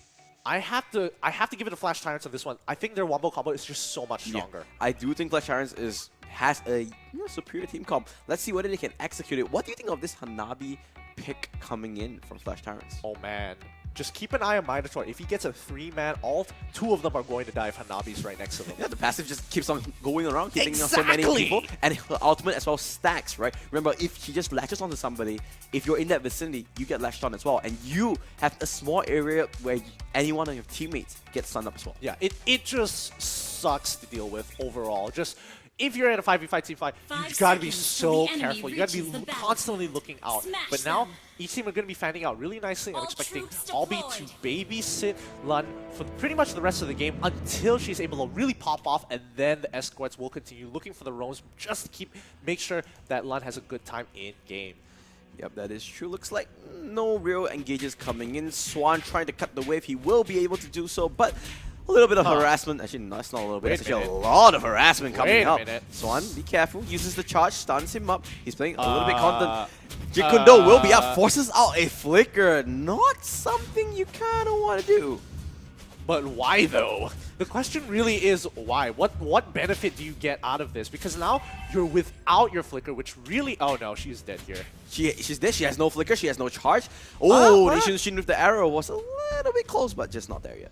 Rather surprising. I was expecting Glasses to actually go and pick up the kill, but I think he used his Jukundo and he was waiting for it to come off to really secure the kill. So really unfortunate that he didn't get it, but River Crab is going to be going over to Reborn here. Oh, no Flash Tyrants. They need to back out, and the Flicker comes in. Good wall. The Guardian's Barrier will block out Xian.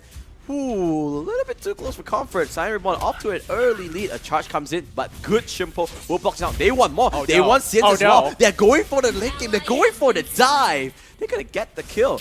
You'll say Reborn looking strong. Swan forces the flicker in. Jikundo will knock out Aeon. There goes the ultimate deadly magic. The Boca trick as well. Will it be enough of the pop? Oh! The Shunpo just enough, created just enough of a shield to keep him alive. Really nice there from Saiyan Reborn. But so far they're in the lead. Looks like Flash Tyrants. It feels like they're a little bit rusty here. I'm not gonna lie. Yeah, they are looking a little bit rusty. Maybe not the picks that they were hoping out. You know, maybe they were hoping the carry not to be banned out. Yeah. Falling back to this Hanabi so far into the advantage of Saiyan Reborn. I mean, so far, not a lot of information has been given up yet on what they exactly want to do here, but they are abusing Grok pretty nicely here, slowing people up, using its base damages to make their life so difficult. I'll be in a little bit of trouble. He's going to make it out, but so far, I think we have to keep an eye on Xian here, because if he does get ahead, he's going to be an unstoppable front line. With all the damage he's taking, he's able to regen a lot of it. Yeah, now here comes the retribution. Here comes the ultimate as well from Yishin. While charge onto Xian, he is so low. There goes the power of nature. Will pick up that kill, but 3 members of Flash is still well and healthy. The charge onto Long should be a kill onto Aeon. It's dangerous. He's low. Same goes to Albi. He gets 1. He gets 2. Say goodbye. All 3 members. Oh my god. No one was expecting that. Long coming in clutch. Tip that, sir. Somebody needs to clip that, because Flash Tyrants are giving a little too much leeway for Saiyan Reborn to move around here. And I think they were trying to give the kill over to Aeon here, who got locked up in the Ashura's Wrath. Oh, we said it. We said Long, you need... No. Back up. Here comes the Ashura Aura. We're stunning up Xian. The ultimate will be there. Remember, they're still all both level 3. The knock by the Way of Dragon will knock by Albi. There goes the 4th kill onto Evil. 7-0 for Saiyan Reborn. I mean, Lung is gonna be so big. I'm telling you, Gideon, they were triggered. They were like, They were triggered. we beat you. You know what?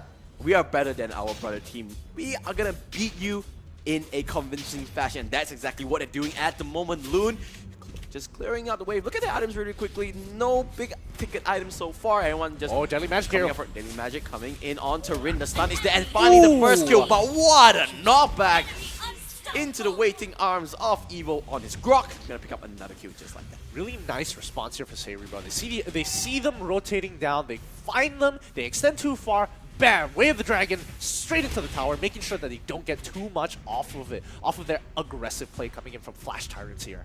Yep, they're just making sure, looks like both teams are happy to just calm things down for a little bit. Don't want to do so many diving. Cien trying to clear out wave, but oh my god, Evil on that Grok. So far has been all around. He already picks up a Tina shield, so he can dive if he wants to, because he has an extra Wait a minute, shield Lolita. Lolita comes in now, but Evil is so tanky. He's a Grok. Here comes the Usher Aura. Oh, Gushin picks up Aeon. That's a huge pickup. This Aeon was the only member on the side of Flash Channel that was doing so well. Looks like they are going to force it back out. Evo gets stunned up by the charge from Swan, but it's just not enough. They need to back up. Flash Tyrants need to back up, reset, get some items before they fight for the next time around. I mean, they can't win that fight alone. Grok is just, his base damage just at level 7 itself is just so high. They can't really do much here. Oh, but they locked him down. Now it's the tower dive. He's trying to put on his fancy feats. He's trying to dance around the turret, but it's just not enough. Yijun even popping the ultimate. That's a whole team effort coming in from Saiyan Reborn. 10-1. Something no one expected. Oh, now this could be a little bit too deep. Loon pops the ultimate, and Rin fighting a little bit more than he can chill.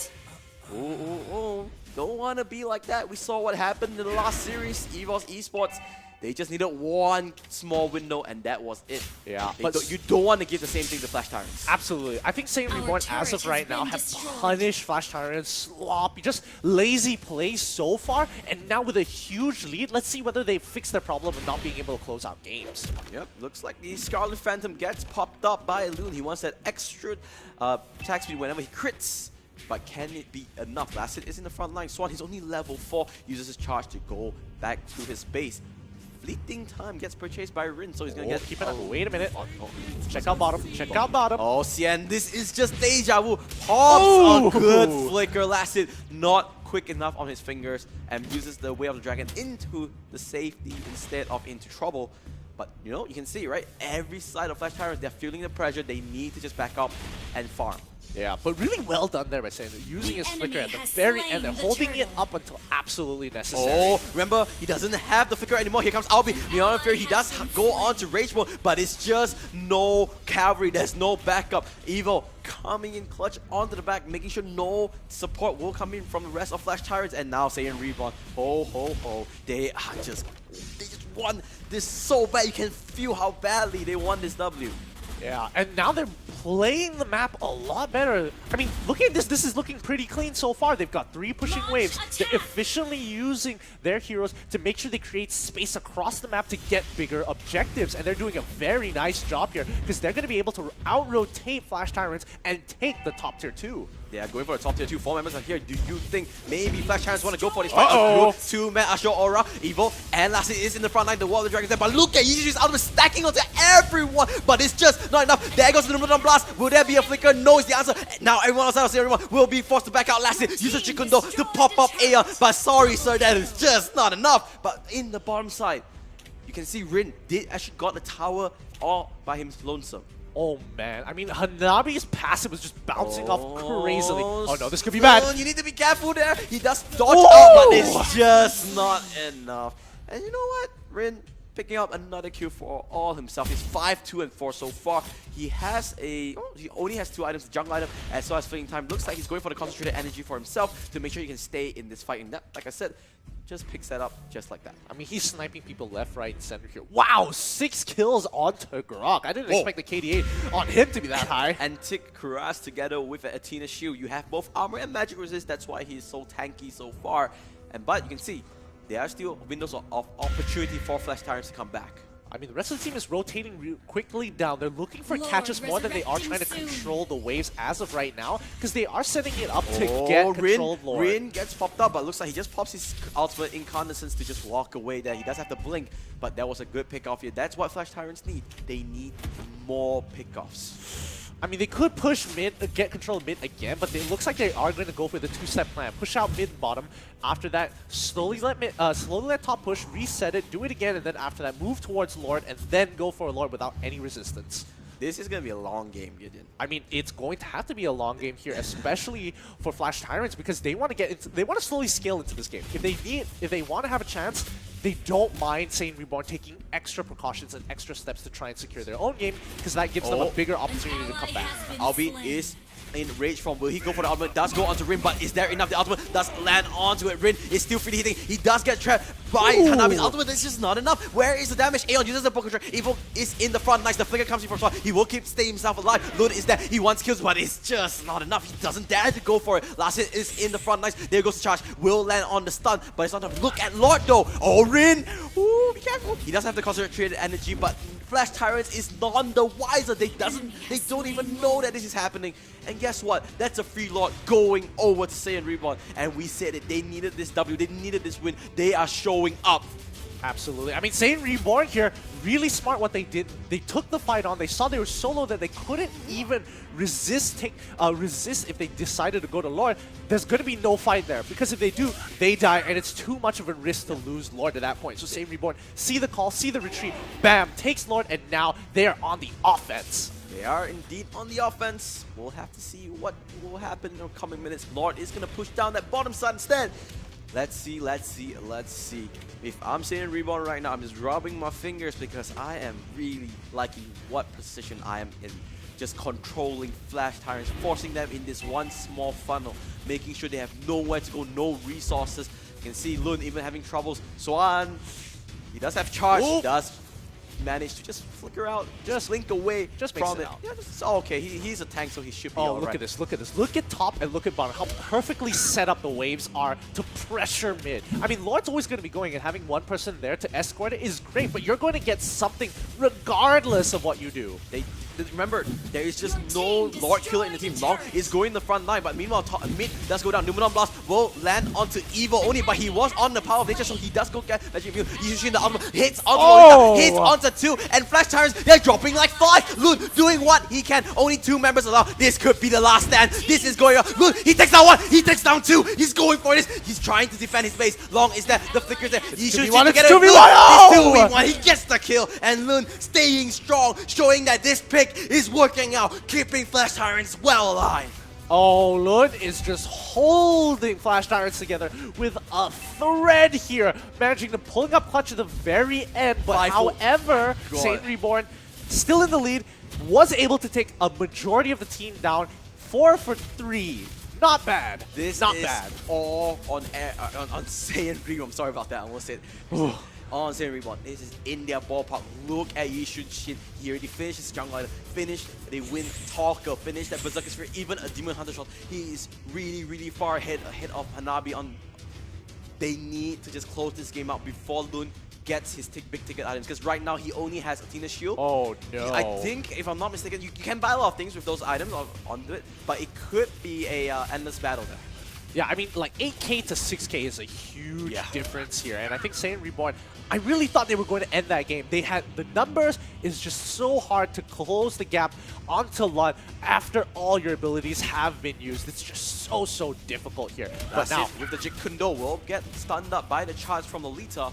Walk away. You can see Yushin, they are taking their time. I think one more time, they're waiting for the Lord. You know, they don't want to make any mistakes. You know, no reason to take fights that you don't know that whether you're going to win. Go for the Lord, come out, you know, force them out, and then pick out for a fight. Yeah, but they continuously put the pressure onto Flash Tyrants. They know Flash Tyrants don't have to come out of the base because Lord is already done. Oh no, Swan! He gets knocked up. There was no reason to face check. I'm not sure what Swan was thinking there. Maybe a little bit of time lapse, a little mislap on his thinking. Ooh, but he's 20 seconds now. At least he will be out for the next Lord. Oh, this is going to be bad because they have one less person to actually protect the towers with as of right now. When he comes back up, he'll be able to take care of Lord, but right now his team is just, nobody's allowed to make a mistake. Oh, look at how tanky that Grok is.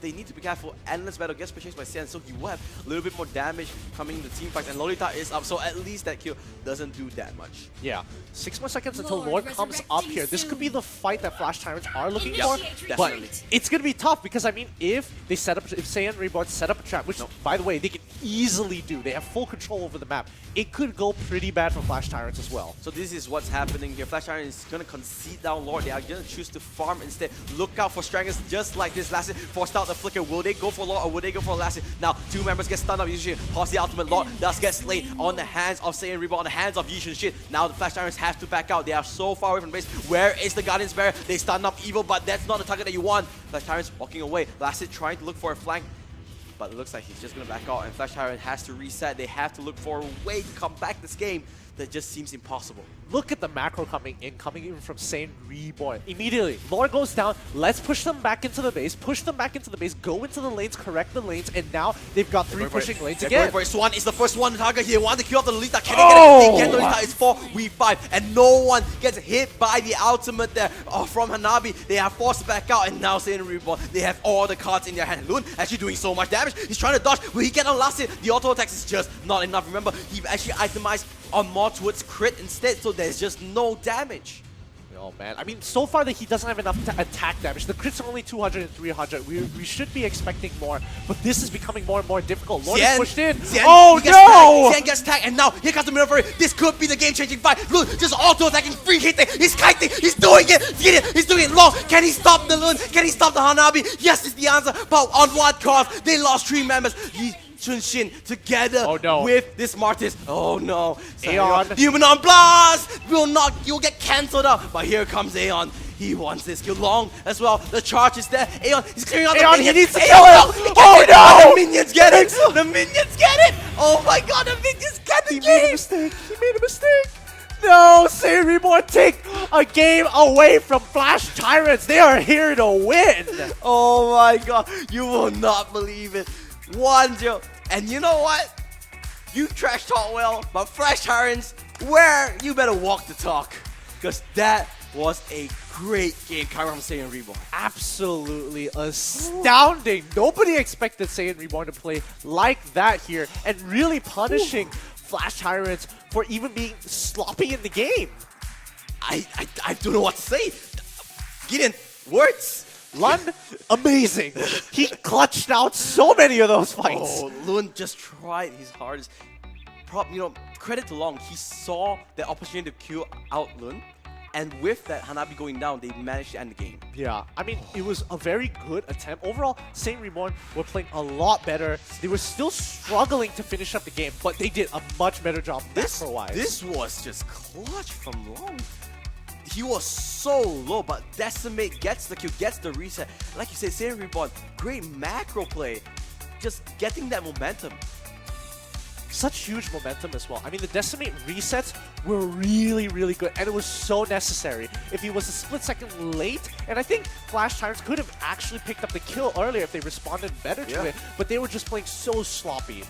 Ooh, all over the map. This was a huge fight. Lord was knocking on down to the turret, but you can see Lun, just keep your eyes on him. Trying to auto-attack. Kite uses the flicker, tries to do as much damage as possible. He managed to survive just by the skin of his teeth together with Sian, and he's not done. He needs to make sure that everything is there. He keeps doing damage and make sure that his team stays alive in the game. Really unfortunate that actually Sian getting chunked down with the blades came back on his dead body. Ends up just dying to a single auto This looked attack. like a perfect opportunity. Everyone was tanking the turret. Lun MVP, but Long with the Usher Aura into the auto attacks. Immediate flicker because he didn't want to get caught out by Aeon. And just like that, they could end the game because there was just no more. And Long understanding how to play Mobile Legends, ending the game instead for going for a kill. So what credit to you. I mean, Aeon could have actually turned onto him if he wanted to. He needed to clear off the minions instead. Yeah, the minions were just so big. Yeah. Oh. Man, what a game. Who would have Just expected? Flips the whole thing around. You know, if I can flip this table, okay, I won't because he will kill me. But so far, Saiyan Reborn are doing an amazing job. But We gotta take a break. We gotta calm down. Gotta What the think this game through. so far has been insane, Gideon. What is It this? really has. It really has. It's been an insane game day today. Woo! Let's take a break. We're gonna go on a short break. When we come back, it's gonna be game 2 between Saiyan Reborn against Flash Tyrants. MPL Season 2 is brought to you by EG Network as well as Untun. You're really trying to time It that didn't, one, it didn't huh? work out. Okay, No, it doesn't. let's go break. Let's go break.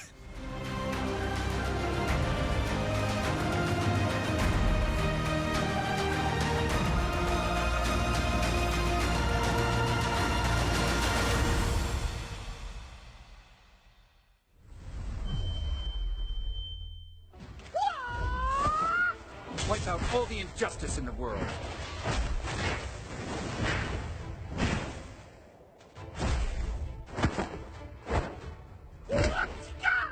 But in order.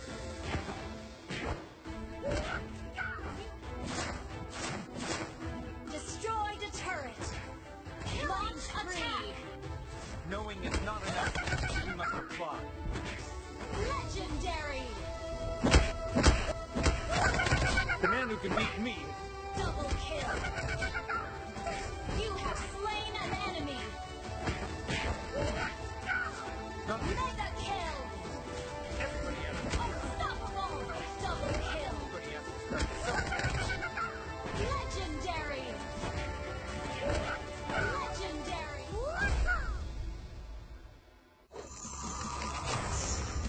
Download for free. Mobile Legends Bang Bang.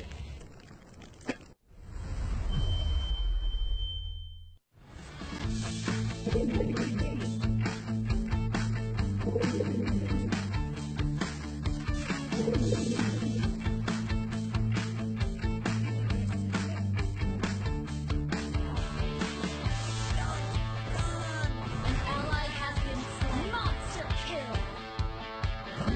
Godlike.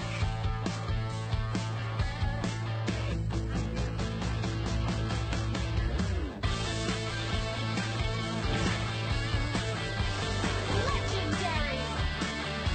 Launch attack. An enemy has been slain. Shut down.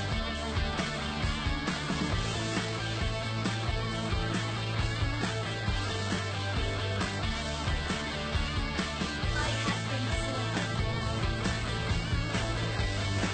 Mega kill.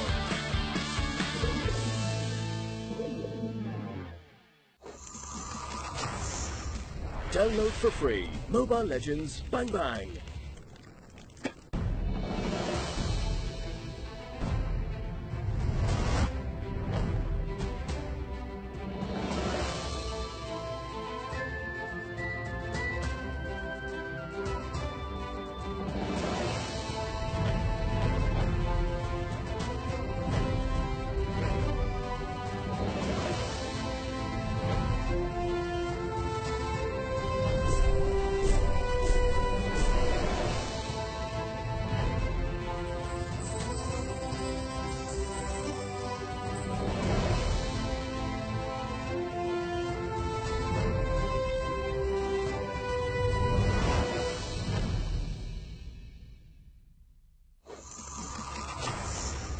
Download for free. Mobile Legends Bang Bang.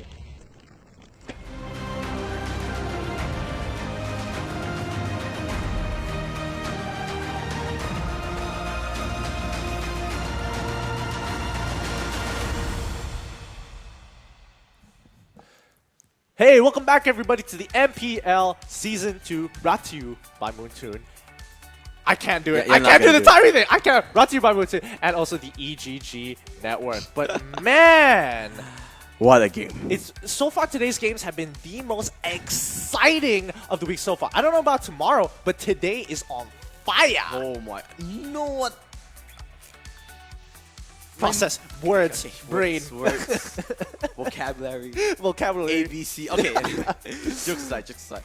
What a game from Singapore. And props them. We said they needed the win. They showed up. If they win this, they get 3 points, right? They will climb up the table so high. I think they will leapfrog Borneo Dragons and I think Bigatron as well. I'm not really sure. Yeah, the other one. Bigatron as well. And just into the 8th position. I mean, we'll have a check up there, but the detail's not done yet. The job is still there. Flash Tyrants, they were, we both talked about it after the game. We're like, they were a little bit sloppy that game. Yeah, they definitely need to buck it up. Honestly, compared to what we've seen previously, that was just a terrible game coming in from Flash Tyrants. They were playing really bad here, but props to Reborn, really punishing mistakes. Lolita, what was she doing at level 1 trying to go up against a Cho? That didn't make any sense. She was trying to proxy the wave. I don't know whether it's lag or whether or not it was a definitive call, but it's something that shouldn't happen. Okay, let's talk about a draft, right? Because to be honest, starting from the draft, it did look a little bit weird when they picked up Hanabi. Maybe they felt they were a little bit overconfident. What do you think? I think that one was a little bit definitely overconfidence. They needed the damage. A marksman was a solution, but they didn't have any of the priority ones, so they had to go with Hanabi out of all of them. Did it work out? To a certain extent, but mainly because Lun was playing a really nasty game. It was hard to kill that fella.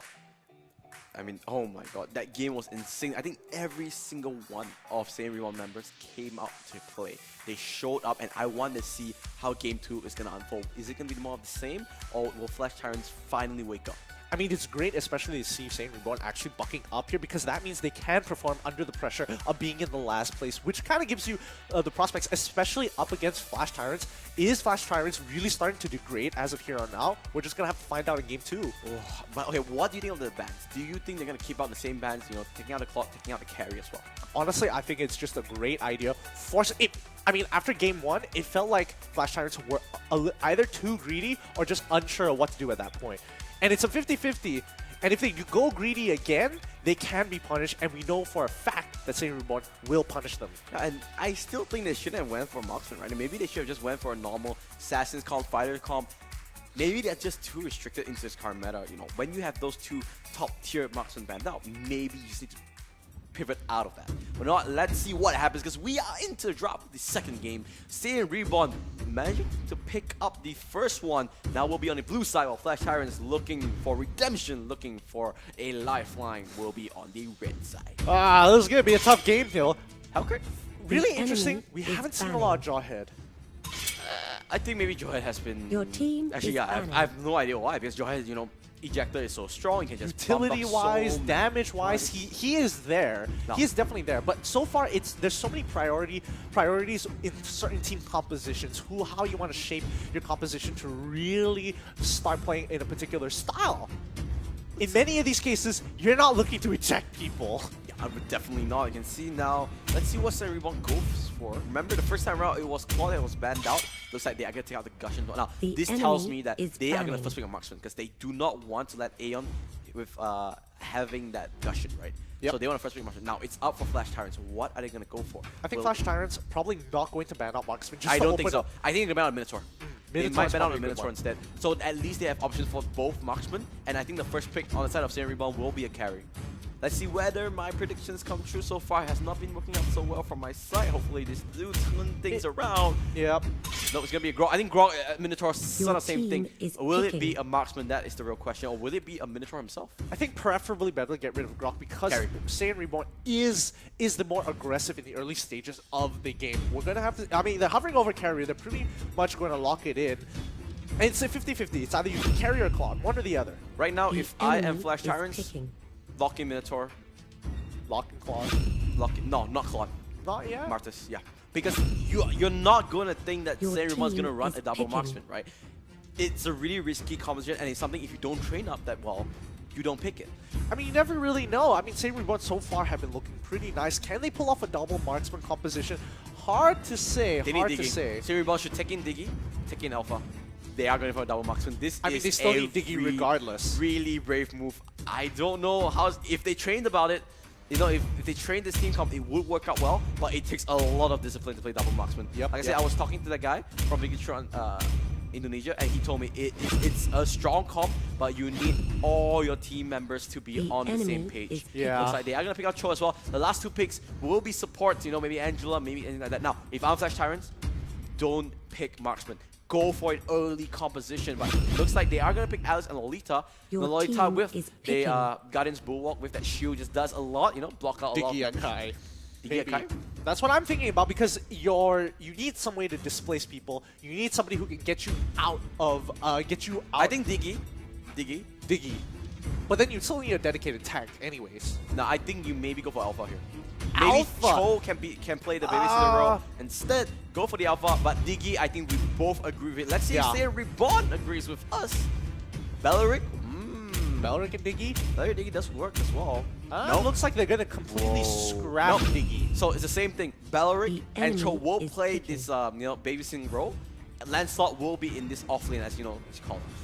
I kind of feel like it's a little bit of a mistake. They've got plenty of damage, but the issue is more of you don't have any way to get rid of the Wombo combo. If Minotaur gets a 5-man ult with Alice right in the back, it's over. I think that Diggy would have been much better than Belleric, because maybe they want more damage, because Flower of Life from Belleric's passive does a lot of damage, especially if amount of damage. in one line. But personally, I would have liked Diggy over Belleric. Lancelot's fine. Lancelot, they need maybe another greedy hero to just get more resources. But this time around, I still think Flash Tyrants has a superior team comp. Yeah, I think Reborn is going for...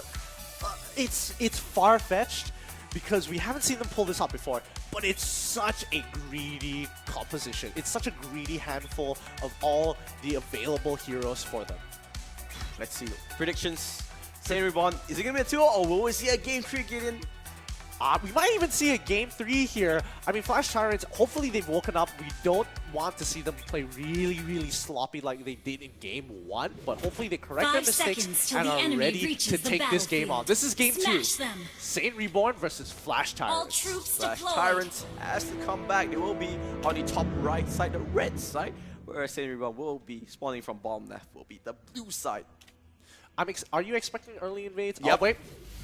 Yep. There it is. Because I saw it, so I say yes. Great. I mean, so far great defense overall, but this is going to be so difficult for Saint Reborn because they are the aggressors most of the time with the lead. Now they kind of have to scale up, give up objectives whenever they have to. Yep, you can see now they're doing exactly what I said. It would happen, right?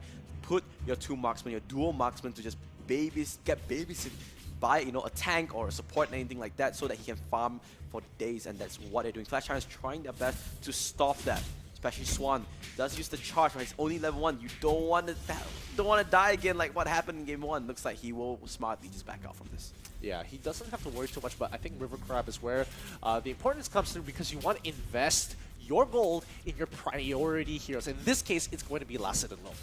Yep, looks like Lacet and Long will actually give it away to Long. Yep, Long will pick up the River Crab Rin. Just free heating for fun, albeit you're not going to get a lot from it. But the River Crab on the top side will go to Aeon, so a trade in that sense, both teams are still even. I'm rather surprised they didn't bother going to, they didn't go super greedy, splitting up both sides, 1 carry for each of the River Crabs. Lolita.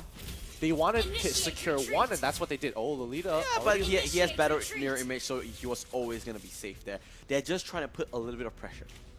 I mean, forcing it out good enough, but I think it's gonna come down to what they're gonna do with their level 4. Because if Flash Tyrants don't do anything at all, it's gonna be a waste. Yep, they're trying to. I really like this from Saint Reborn. They are just baiting it out. They see the Goblin gets taken out. Swan pops the charge, especially with the shield. They get stunned up by the Lacet as well. Looks like he'll just walk away, and they are going for Turtle. This is like a death roaming squad, but look at the map. They're losing a lot of XP. They're losing quite a bit of gold. So I can see a slight lead going over the Flash Tyrants. And now here comes Albi. This could be first blood flicker. Does get forced out, and they are not going for it because they do not have level 4 just yet. Swan will use the charge, and now they are going to converge onto this Turtle. I mean, this is difficult. Albi right now is not level 4. He can't just change the fight, but Long is level 4. They will pick up the first blood, but looks like the Cho will go down, but March is doing work. Xian, there goes the stun, there goes the decimate. He said, you know what, the last game, you make me taste that medicine. This time, you get it instead. And Aeon, he's not done. Pops the ultimate, but I don't think it's enough. Long just trying to free hit there. There goes the pop. And that will be the kill. This time Flash Tyrants looking much cleaner. Yeah, much cleaner. They need to reset right now, go back into the lane, full health, and get ready for the next big objective. They're going to be looking for towers now because they have quite a bit of an advantage overall with their heroes in comparison to Saint Reborn, who are slowly starting to fall behind. Yep. Very slowly here, but I mean, they need to secure their lead if they want to have any chance of coming back in, of really just taking this game away. Yeah, remember, like I said, double marksman takes a lot of discipline because you need to understand when to fight and when to farm. There's only so much resources around the map, and that was close. It almost got stolen away by Aeon. But yeah, like I said, there's only so much amount of resources on the map, right? and you need to make sure you divide it in a way where both marksmen gets their items in a good time. Yeah, yeah. They need to be able to item spike at some point, and they need to abuse it as soon as they can. Looks like topside is getting dove pretty hard here, but Lancelot should be okay. Phantom execution into the puncture, but Oh! what a flowing blood! But he does dodge it with the Thought Rose. Wait Can a he minute. outplay Swan? He gets killed under turret, and here comes the rest of Saiyan Reborn. Blazing duet. Same goes together with the Nature Shield, albeit is that he does have the Minion for it. He does get to use it, but they are just gonna back out away. But here comes Aeon, pops the Deadly Magic. Poker Trick will not land because a Flicker was forced out, and they're just gonna run away from it. A lot better responses coming in from Flash Tyrants. They're really nice being able to pick up that kill. They don't lose anybody in return. So overall, it's just positives and benefits. Tower, tower, tower. The turret is so low. They should be able to take it. Aeon, you're still tanking it out. Poses the space escape into the hands of Valorant. There goes the Cho, the way of the dragon. Loon, he's still life stealing. He manages to survive. Uses the ultimate, and he's not done. He's diving for more. The Necklace of Durance does get purchased. Loon, flowing blood, not gonna take it this time. I think no is the answer, and he's just going to back off. But look at that, Flash Tyrants taking so much advantage. I mean, it's much cleaner in comparison to game 1. They're looking a lot better. Our turret And now they're gonna take 2 turrets in the top side, and guess what? Just like clockwork, Turtle has just spawned, and Flash Tyrants, they have the option to do it because they just have to reset and go for another objective. I mean, so far, everybody's starting to get their first item power spike. This is going to be important because next turtle is going to be the objective. Is Saiyan Reborn going to respond to this? Oh, that's it! Forced to use his Flicker just to stay alive. Swan, so patient with that. Yeah, he's just holding up his abilities. This could be the fight that they're looking for, actually. They want Lasset, they want Lasset. Can he get the stun? But they get Saiyajin as well. Numenon Blast, how many would it be? It will land on to Lasset. He will go down as well. Evo, he's trying to survive under his turret, but they are not interested in that tree. They want long instead. Can they go for it? The stun is there, Blazing Duet, not enough damage. Battle Mirror Image will be able to just keep himself alive. Xian as well. 4 members of Flash Tyrants, together with a Siege Minion, should be able to take down this turret. Yeah, did Lun rush Ice Queen's wand first? I think it did. If we can just see the items really quickly, Observer, hopefully they do see it, do hear us. But we'll just catch up of that really quick. Yep, let's see. Yep, first item. First item, Ice Queen wand. So the ultimate. So he is building utility for his team, because if he catches one person off with any of his abilities, oh no, this is a big fight! You know, for it lands on the 4 members, and now they want to just show who is boss. They're telling Saiyan Reborn, you got lucky game 1, because we are showing you our true colors, showing that we are indeed the tyrants of Mobile Legends. No. Gets the kill, gets the team wipe, and I think they are gonna get Lord as well. They could split one person off just to take mid tower while they slowly take Lord away because they have so much time on their hands, but man, was that a nasty play coming in from Flash Tyrants. Really just putting the heat onto Saiyan Reborn. Showing the strength of Minotaur, showing how important a good Minion Fury would hold.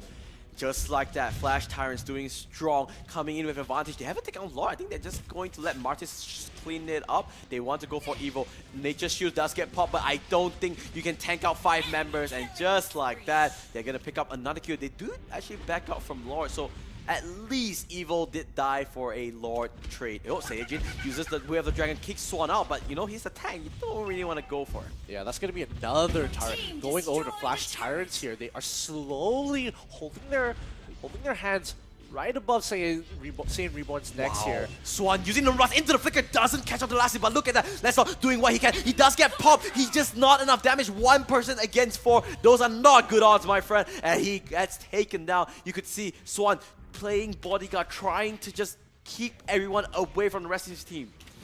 Yeah, he's going to be the living ward. He's just going to give vision on the rest of the team just so that if they do make a response over to Lord, they will know about it. So the rest of Flash Tyrants are going to take this away. Once they have Lord, this is going to be the final push that they're looking for here. I just want to see the items really quickly one more time because I want to see the progression of carry as well as long. I think both of them obviously going for the Demon Hunter Sword into Golden Staff. The question is it Golden Staff third item or Endless second battle. item? So Endless Battle. But I want to see how many items they have already. Oh my god. looks like both Endless only Battle have first 1 rush. items. That's how far behind they are. Remember, we said a double marksman comp means that your 2 marksmen are your kings, you know?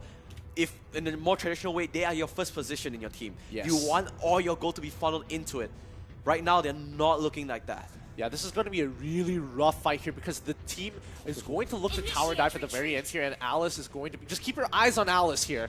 She's going to be looking for the opportunity to get to that back line. Yep, Alice and Swan, and now I think what Swan's going to do is going to charge the Numenon Blast to just force everyone away. Nature's Shoes does There it is! going to the back line. He's just soloing up, uses the Winter Charger just to keep himself alive. Numenon Blast is there, but he will not catch onto it, only last it on the tail end of it. Saiyajin taking out the 4 members of Flash Tyrants, but that is not what they want. They are going onto the one. Swan just soloing out onto everyone, and there goes the Decimate onto one. Will not get the reset because he did not kill out Evil. There goes the Deadly Magic. Aeon trying to end the game. The Crystal is out to 1 hit, but they are taking things slow, making sure they do not make any mistakes. They want to show, they want to make a case for themselves, not only winning a game, but doing it with style, doing it with discipline. And just like that, the series is tied up 1-1. Did nobody see Alice do the sick outplay at the very end? Just quickly flickering right on top of him, locking him down while his ultimate was still up. Oh, we'll see that in the highlights in a bit. But man, was Lun a big force of nature in this game? Force of nature in Lun, much better compared to the last game. Oh, to yeah. be fair, last game he did really well as well. It's just that, you know, you only can do so much on a Hanabi pick. But 20-2, 9 minutes is the game time. This was the Flash Tyrants that we were expecting. Yeah, this was what I was expecting since game 1 here. So definitely they have told themselves, okay, it's time to not give away so much here. All right, we gotta these guys are serious. Let's look at the highlights of this. It started off pretty well, actually. They got first split, but Flash Tyrants, they were just really, really strong. Yeah, honestly, Flash Tyrants were playing such a strong game overall. Saint Reborn took a couple too many fights, and they were just behind the entire game. And what an ultimate. There goes your Minion Fury. Hits onto 4 members, and Lun just playing with food. He knows he can get every single kill there, and just diving deep. And last it, my friend, that's not where you want to be. Yeah, I mean, honestly, this is why Diggy is just such a prominent pick in these cases where you can actually just completely deny Albi's entire role just by using your ultimate. This was the last team fight, and like you said, Lun, what a play. A good Numenon Blast as well, picking out the last hit, but Saiyajin, he was singled out, and that was easy pickings. Oh, that's not the end of it. Lun does a little bit more towards the end here. He still is able to punch in a lot of damage, but still locks down whenever he sees the opportunity to. Yep, he's still going for it, and you can see. Let's keep our eyes onto Lun. Let's see how much he actually does in this team fight. He was the MVP of this one. He went on to last hit. He did get that kill. He was still staying and alive. Then flicker. Oh, he flickered onto Long. Hit the Blood Orb. While Lun was using the Blazing Duet as well. Real nice. That was real a clutch. really big play. Great play coming up from Flash Tyrants, showing up. This was the team that, like I said, we were expecting. Will it be a continuation, or will Saint Reborn rebirth from the ashes of defeat? We're just going to have to see. It's 1-1 so far. We're going to go take a short break, and when we come back, the conclusion to such an epic game already. Oh my, all 4 games have been so exciting, and I'm actually so excited. I want to see what happens. You know, the conclusion, the final episode, Game 5 of the day. We will be right back. MPL Season 2 is brought to you by Moontun and EGG Network. See you in a bit.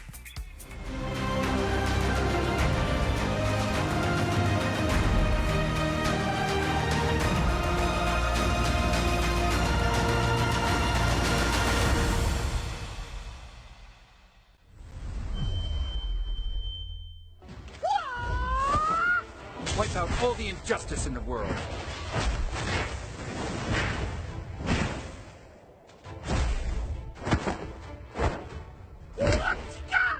But in order.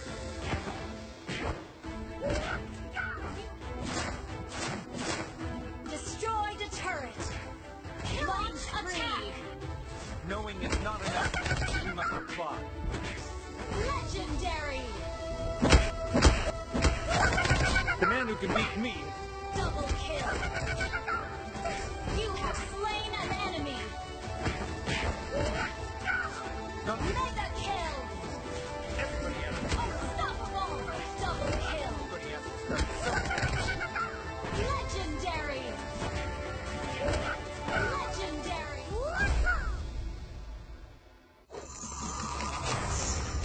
Download for free. Mobile Legends Bang Bang.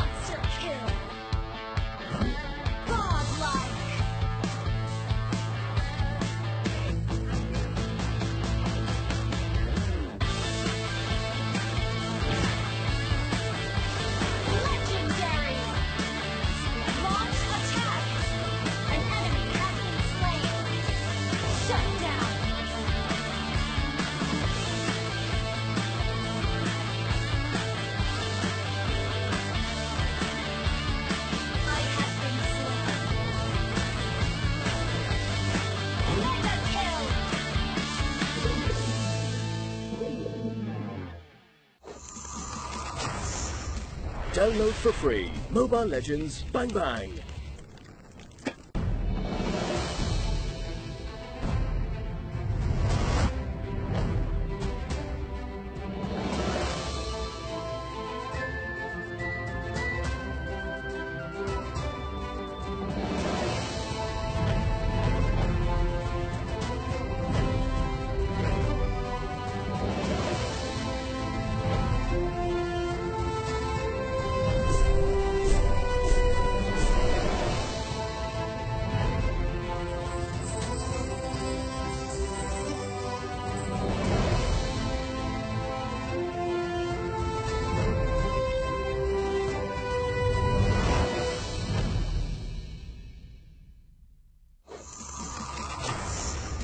Download for free. Mobile Legends Bang Bang.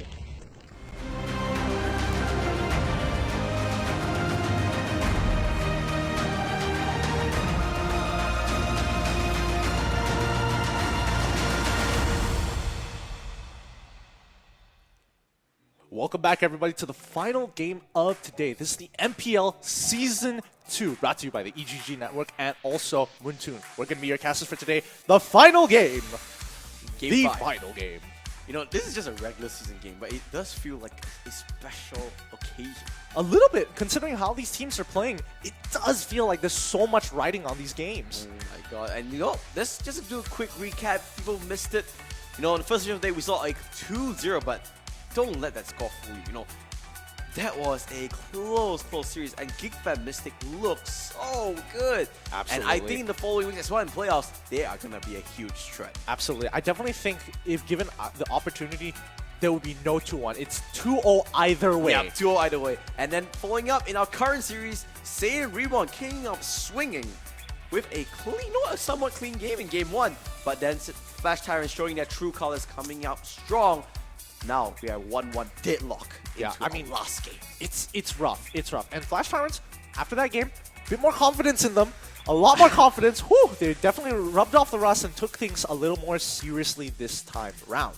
Well, let's see how both teams will draft. And you know what? Like I said, since, I was talking about a draft, right? To play a double marksman comp, you need to be very disciplined. I feel like maybe they just kind of missed the note a little bit. I think saying Reborn, they just need to go back to what worked for them, right? Go back to that one marksman composition. They played so well in game 1. No reason to just fend out from that. Yeah, I mean, but you have to consider that Flash Tyrants were being very sloppy, making so many just crazy mistakes. Like, it shouldn't have happened at all. Like the level 1, down the bot side, a triple kill going over too long. That shouldn't have happened in many of these situations here. That's true. But considering, let's say we take out all of that, all the mistakes out of the way, I think Flash Tyrants are still the better team here. But I do think that if they do make big enough mistakes, that they just can't come back from it. Well, we'll have to see, because, going into it, I would feel that Flash Tyrants, they are feeling more confident, feeling more comfortable. It's like, okay, absolutely, let's just brush game 1 out of it. It doesn't matter. Let's see what we can do in this game. I can't wait to see the fighting spirit between these two sides. I'm excited for this game. Where are the games? We need them now. I'm dying to know who's going to actually conclude this bout. You are basically a real-life Facebook comment chat right now. Yeah, man. Skin, please. Skin Game, code, please. Game, please. Skin, Stop please. talking. Casually projecting what we read in comments. No, I'm sorry. I'm sorry. Okay, let's go back to more serious stuff. Ooh. We talked about this a little bit earlier. The Diggy pick. Oh, yeah. I think both teams are undervaluing Diggy a little bit. Not so much on Flash Tyrants, because the last game I think they shouldn't have picked Diggy, because their team didn't really revolve around 2 main carries, right? Diggy is strong for 2 things. Number 1, is really strong in team fights, right? Because you can protect your carries so well, right? The time journey makes him magic immune. That means no stunts, no slows, no anything. The second thing is really strong is in controlling people. Reverse time is one of the best spells in the game for 2 reasons. One is a pseudo stun, because anyone who walks out of it gets pulled back. So you don't want to get pulled back. You kind of just wait there for a very long time. The second thing, it just pulls anyone back, right? Oh yeah, that's really, really good. So I want to say, this is game 3. Flash Tyrants, Saiyan Reborn, one piece. Who will win? Let's find out. I mean, so far the bouts have been really intense so far. This is going to be an exciting game. Flash Tyrants starting off the bat, Hellcurt Nobody is letting Hellcurt through. No one will ever let Hellcurt through. Hellcurt is still a little bit too strong. He's just way too good in the game so far. He brings a lot to the table, and I think a lot of teams really understand his value. And no team undervalues him for sure. Selena getting Your taken away. team Now, is banned. question is, Marksman. They're holding it up. Nope, Martis is the ban. The It is enemy on Sin and is River. I banning. think they will not ban it out. Basically, they ban it out. That means they will not have any S-tier marksmen available through themselves, knowing that Flash Tyrants will be the one to first pick it. I think it'll be a Gusion. I think, yeah, I have to agree. It probably is going to be the Gusion as well. Oh, looks like it's going to be carried. That means Your Claude team is going first over pick. to Claude Flash first pick. Tyrants. I think no. Is it not going to be? Wow, it's gonna be a Minotaur. So they're The comfortable. enemy I is think they're just picking. gonna shy away from marksmans altogether. If I'm saying Reborn, I'm picking away the Claude Diggy. and Gusion. Claude and Gusion. You want to pick it away from Aeon. I think Aeon is just too much of a force when it comes to Minotaur that you just need the Diggy, because whatever other picks that are coming up, it deters them away from CC and I think forces them into damage. I just think Claude Gusion. This should be the picks because Aeon is so good at Gusion and Claude is the only other viable marksman available. So those two are the picks coming in, and true enough, getting picked straight away. Flash Your Tyrants, team is picking. pick Diggy, pick Lancelot. Diggy and Lancelot, yeah. I think Diggy Lancelot would be, Diggy is more towards denying it rather than just picking up for himself. But it looks like Grok does the same thing as Diggy as well. And just basically To a certain extent, yeah. Support a tank, anything like that. You need a damage outsource. Could be Alice as well. We saw Loon playing Alice to almost to perfection that game. Let's see whether they do follow the same trend. That would be a pretty decent pick here, but I think, okay, Hey. Harley, just to get a little bit more of a dive potential, a little The bit more enemy is damage picking. onto the table, single target damage, making dives just so much more efficient, making mobility not even a question here when it comes to playing Harley, because he will cover a lot of distance very fast. The question is, will Say and Ryuan pick up Diggy? I know we've been placing a lot of emphasis onto it, but the reason because of that is because we think it's such a good pick. Ooh, I think they need a tank and a support. Maybe a Akai, something like that. You still have a lot of things available. Looks like they are taking away the Alice instead and Kaya, so they do have the tank, not prioritizing the Diggy just yet. Taking up the Alice to take it away from Lun, a Your solid team pick. is But picking. now, Flash Tyrants, they need some sort of physical damage. Oh. It's going to be Hanabi again. I mean, they played it in the first game. Maybe they're just trying to test something out I think here. they're comfortable with Hanabi. Yeah. It's just that it didn't work out in the first game. Like you said, right? First game, so many things went wrong. Oh yeah, definitely. So if those things don't go wrong, maybe it will work out. Let's see. Truth be told, Lone played a pretty strong Hanabi. Very strong. So Hanabi gets locked in, Zilong gets locked in as well. This is gonna be a fun will game. Yep. Zilong will be the fighter. He will be the one flipping people behind. Oh yeah. Let's see what's in Reborn. Now, please pick Diggy. This is the perfect game. Diggy pick. You block out so many things. Hanabi, Zilong, even Aeon, even a Minotaur gets countered by Diggy's ultimate. I mean, they got 13 more seconds. Diggy is looking so good, but the only issue is that you're so dependent on his ultimate. Is it worth it? It is super worth it. It's 100% worth it. Come on, guys. 2 seconds. Do it. 1 second. Do it. Is he just not going to pick? No, it's going to be Jawhead. It's going to be Jawhead. They're going to be looking for level 4 plays all around, but I think that's going to be tough considering Flash Tyrants have a very great early game composition. Level 3, they're looking to fight. Level 2, they're looking to fight. Level 4, we don't mind taking a fight. I have to give it to Flash Tyrants. Just based off the fact that they didn't pick up, that they have no way to disengage from fights. No way. And they're pretty much going to get run down half the time. But it's so dependent on whether or not Satan Reborn can actually deter the fight before it even begins. Chunk them out before they get the opportunity to actually fight back. What do you think? I honestly think Flash Tyrants have this game in the bag as long as they don't make really sloppy mistakes. Just play a normal standard game, have babysitters where you need to be, set up fights for objectives, and that's all you have to do. It's not too macro intensive. You're looking for 5v5 fights? No problem. Let's see, because I have no idea. I think Flash Tyrants do have it just based on the fact that there's no way to stop that engage coming up from the Singaporean Titans. Let's see. Well, first Zilong of the day. I'm not sure of the tournament, but definitely of today. And it's Aeon playing it, so it's going to be a Zilong mid. This is going to be interesting. I don't think he's going to be there. He's just going to be there to set up any cheeses if they walk a little bit too close. But I think he is going to revert to the side lanes at some point. Let's see. They are just gonna back up and up. Swan, be careful. Don't want to make the same mistake you have been making for quite a bit. Just gonna walk away, and yep, they are just gonna babysit a little bit onto this. Yeah, making sure Hanabi, rather interesting why they wanted to send Lun into the jungle straight away rather than abusing the lane a little bit and then just clearing out the jungle in the meantime when you have a partner right next to you. So rather interesting how they're playing a little bit differently compared to before. Looks like Albi is just gonna try and spike up some levels. Just try to get, try to make sure that Luna, that Hanabi gets the farm that she needs. Yeah, she is not. Hanabi is not going to have any problems clearing out the waves here. It's more of whether or not Flash Giants want to make an early game play. Oh, a great Guardian's Barrier there, just to make sure. But can they steal it away? No is the answer. A little bit close for comfort. Long does use the Retribution to take it away. He is level 4 at the moment. Does get the River Crab as well. Oh, this is going to be tough. Lun's going to be looking to take the River Crab there, and the rest of the team is rotating up to secure it or pick off a couple of people.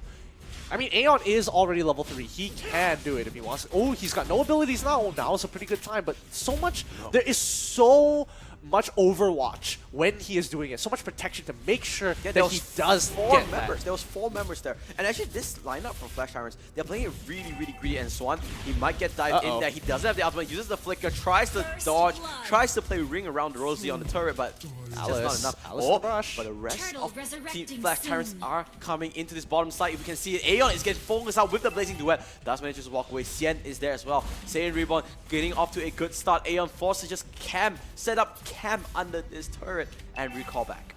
Oh, this is tough. I mean, they don't want to overextend, so they are recalling to clear out their jungle and quickly regain control over the lanes here. But so far, one for nothing here for the side of Saiyan Reborn. Looks pretty good for them, but Flash Tyrant's still in the driver's seat. There goes the ejector, there goes the smart missiles, but just no confidence so far from Sajin. We'll have to force to walk away. I mean, so far, this is what Saiyan Reborn kinda want here, because Flash Tyrants are playing a little bit more passive than you would have expected. Yeah, Swan is all alone in this bottom side. Does have the power of nature. We'll just clean it out, but guess what? They're gonna get a free turtle. Albi is that he's not level 4 just yet, so won't have the Minion Fury, but he is still a threat there. Finally does get level 4. Aeon popped the Supreme Warrior for wait it. a minute. Oh, Swan, he's in a little bit of a nickel, or tough nickel, so we'll just walk away. So far, each team is really testing the boundaries. They're giving a lot more respect than you would have than I was expecting here. But again, Saiyan Reborn trying to be being the aggressor here, making the bigger plays. So far, have successfully done a tower dive. Flash Tyrants haven't responded in any way just yet. Oh, this could be it. He's looking, he's waiting for his flowing blood. Remember, the main thing is Albi is urgently level 4, so he does have the Minion Fury unlocked too, so they are just gonna let them walk away. Oh, meanwhile, Long let's get a deadly magic into the face and we'll forced out from that River Crab. I mean, just look at such a clean line between the two. They're fighting in River, they're not overextending into enemy territory, they're just trying to keep control over their own borders. This Zilong pick is still a really big thing to me. I still want to see how it works out in Team Fight or whether he's going to split push together with it. I mean, so far he's just been farming so hard. He's been giving all the priority in terms of going into the jungle and just keeping control over the waves in general. Oh, but, there goes Xian into the space, escape. Oh, he tries to flip him back, but it's just not enough. And now Aeon is the one that needs to get forced out. He will be able to stay alive. Little bit careful there. Saiyan Reborn is actually looking really, really strong. Minion on the top side, Sajin is that he will just use the ejector onto the flicker. Can he stay alive? No is the answer. The unstoppable force is there. You just cannot leave a Hanabi alone because there is just no way that he can run away from any fights. Yeah, it's just really difficult here, but now Reborn have another opportunity to actually go for that. I mean, it's not looking good. They need to blow the ultimate off of Albi right now, so he's just charging up. He does actually just walk away because there's no one that stayed under the turret. And Long, he does get focused down by the Grog, and with the Battle Mirror image, he should be okay. Meanwhile, top side, not really sure what happened there on off camera. Aeon does pick up a kill for himself.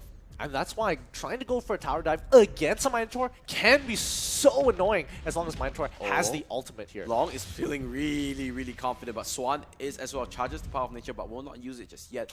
We'll just charge it and cancel that cast. Rin farming things out.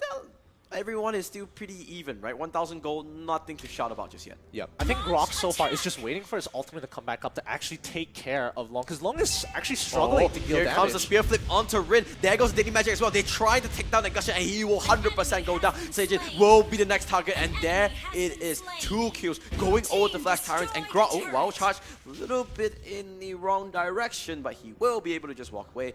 And Xian picks up the Enchanted Talisman for himself. Yeah, he regroups with his team just to get a nice recall, a safe recall back. This leaves mid and bottom exposed wide open here, but there's not enough members from the side of Saiyan Reborn to really capitalize on the disposition of They the can take mid minions. if they want. Flash Tyrants, they do have a wave of minions crashing into the mid wave, but looks like they are not opting to do that. They're just going to farm out the jungle instead.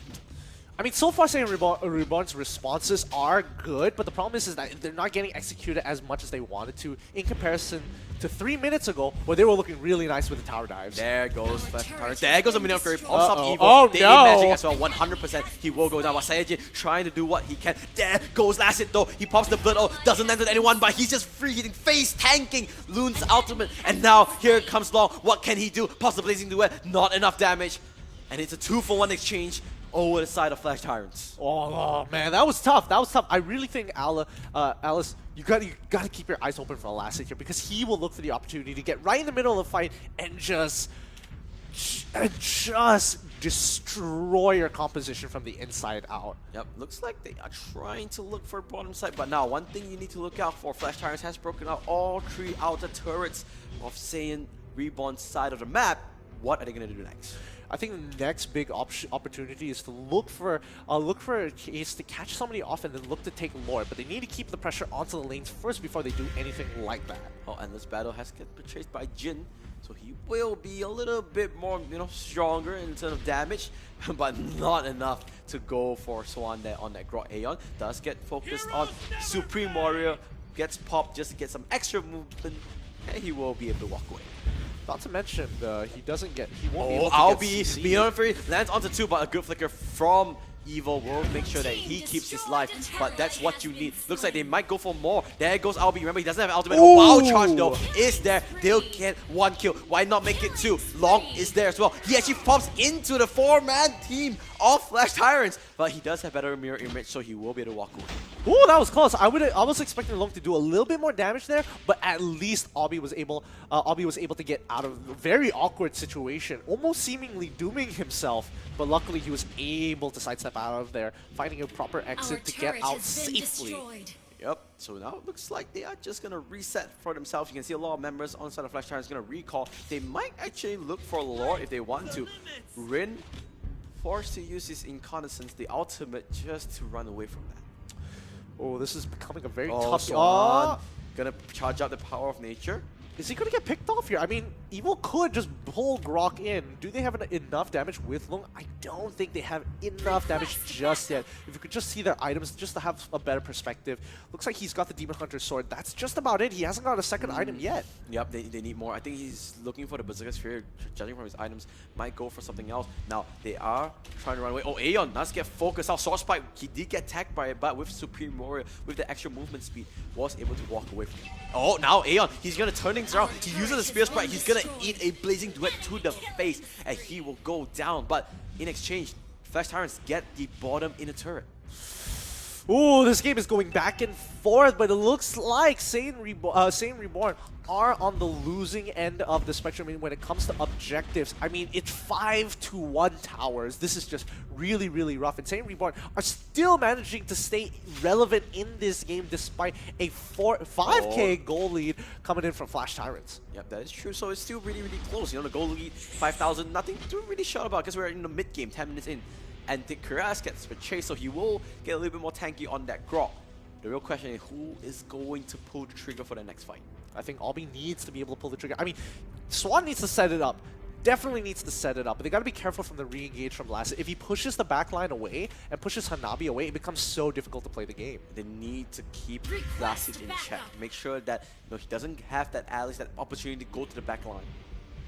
I mean, this is really, really tough here. Really, really tough from the side Flash Tyrants because they don't want to be able to give Saiyan Reborn a chance to come back into this game. Yet, they are trying to be able to take down Lord, but the macro play just seems incorrect. They have to take a fight at some point of time if they want to get ahead. There goes the Guardian's Barrier. They actually completely block off that path. Just gonna walk away. And you know what? It's quite interesting how like our first 4 games of the day was so exciting, and now we're just having a really slow stalemate. Yeah. A good way to end the series. A good way to end the series, but this is just so rough. I mean, it could easily turn in anybody's favor here. It looks like Aeon is going for a crit build. He did go for Hans Claw and Berserker's Fury. I did see that. So Did a he lot go of for the attack Scarlet speed. Phantom though? I think that might be the next purchase onto it. He does have the components for it, so it should be Scarlet Phantom next item. Oh, this is becoming so difficult, but now Lord is being rushed down here without Save Reborn able to respond. Look at how fast this is going on. And now, look at Swan playing bodyguard, making sure that no one comes through. This is and the fight. Last hit into the back line, into the enemy lines. He pops the ultimate, and there goes it. It's not enough lifesteal, and Aeon, he wants more. Uses the flicker into the arms of Rin, and he wants a Meteor Fury hot onto 3 members, and Flash Tyrants, they are feeling the momentum. Xian is going into the back line. He does get flipped up here, and Long, now he could actually do the retribution, but it's just not enough. He will be forced to run away. And after all that, it is a 2-for-3 exchange. But remember, Lord did get taken out by Flash Tyrants. Oh my goodness, Evil made a mistake using his Divine Judgment on. Out of anybody, he pulls in Obby with maximum rage. He should have seen that ultimate incoming that just 3 people got hit in the face with. Aeon, you're feeling a little bit confident, and Jin is saying that, you know what? You can flip me, I can flip you. Oh, what a game of a leapfrog here. Woo! Oh. Now, with every member from Same Reborn, they will be able to deal with the Lord threat immediately. Yep, that was a complete waste from Flash Tyrants. Oh, Lun actually buys Deadly Blade, so he has so much more damage now. But what can he do with it? That's the real question. I mean, it's just a struggle so far from both sides. They're giving a lot of respect. Nobody's really pulling the trigger as of yet here. And Seiya Reborn is very happy to wait to scale into this game. Yeah, because they're just saying, you know what, let's just play our game. You know, wait for Aeon to come alive. And this time, Aeon is playing such a different role, right? Compared to the first 2 games. Oh yeah, absolutely. Now he has to be the one to engage everything. And like you said, he does have these Scarlet Phantom as well. So every single time he crits, he'll get extra attack speed to so much damage, I guess. He's gonna hit so quickly, and now they are gonna bank onto this bottom side, and last hit pops the ultimate blood as well. But what a wild charge into the Meteor Fury! They pick up almost 4 members just like that. The only one left alive is Rin, and Flash Tyrants. They are just gonna end this game straight away. Oh, what a rough way. What a rough way to end the game for the side of Same Reborn here. Looking for the opportunity to actually go in, just could not do it. Flash Tyrants take this away 2-1. 2-1 indeed, and we said how important this is for Seiya Reborn to actually get that W. Fortunately, didn't manage to close out the series. Yeah, this means that they're still going to be at the bottom of the standings. This is so rough. When we get the updated bracket, we'll see. But man, was this a really interesting game here. A lot of respect coming in from Tyrants. They didn't bother going with the disrespect. They didn't go for the super flashy plays. They didn't go for the overly aggressive. Calculated, calm, and very steady. I'm just saying, Minotaur is such a strong pick. Even though you can see his stats, he only took 24% of the damage, right? The setup that Albi did was insane. Every time, Swan and Albi are the true MVPs of this game, I feel. Because every time they just keep everything on a silver platter for their carries to just do so much damage. I mean, the wild charge on top of Albi at the very end there, oh man, there's just no way you can get out of that. That was a lot of damage bouncing between 2 people. Now, let's just look at the highlights of this game, and we want to see really quickly how this game actually panned out. Because in the beginning, it actually looked pretty good for Saiyan Reborn, but then just like that, Flash Tyrants managed to turn things around. Yeah, but they played... Honestly, Flash Tyrants played a very calculated game. It's not as aggressive and super flashy like we used to see them. They played a much better game this time. A lot more macro-based, a lot more calculated. They were just waiting for cracks to show on Saiyan Reborn. And once they had the opportunity, they had the lead, they had the power spike, they knew the right call. And this is unfortunate. Albi just... They Divine Judgment drags him into his own team. And he just needed to press one button. Press the ultimate, gets an easy team fight win. Yeah, easy team fight win. They still overextended a little bit at the very end there, but overall, this was the... This is a thing of beauty. The ultimate stacking one as well as the curve blow, giving extra damage and extra movement speed as well. What a play, and just like that, Flash Tyrants will close out the series, even killing off Rin just to get that clean team wipe. And we have come to the conclusion of the day. My goodness, it's just...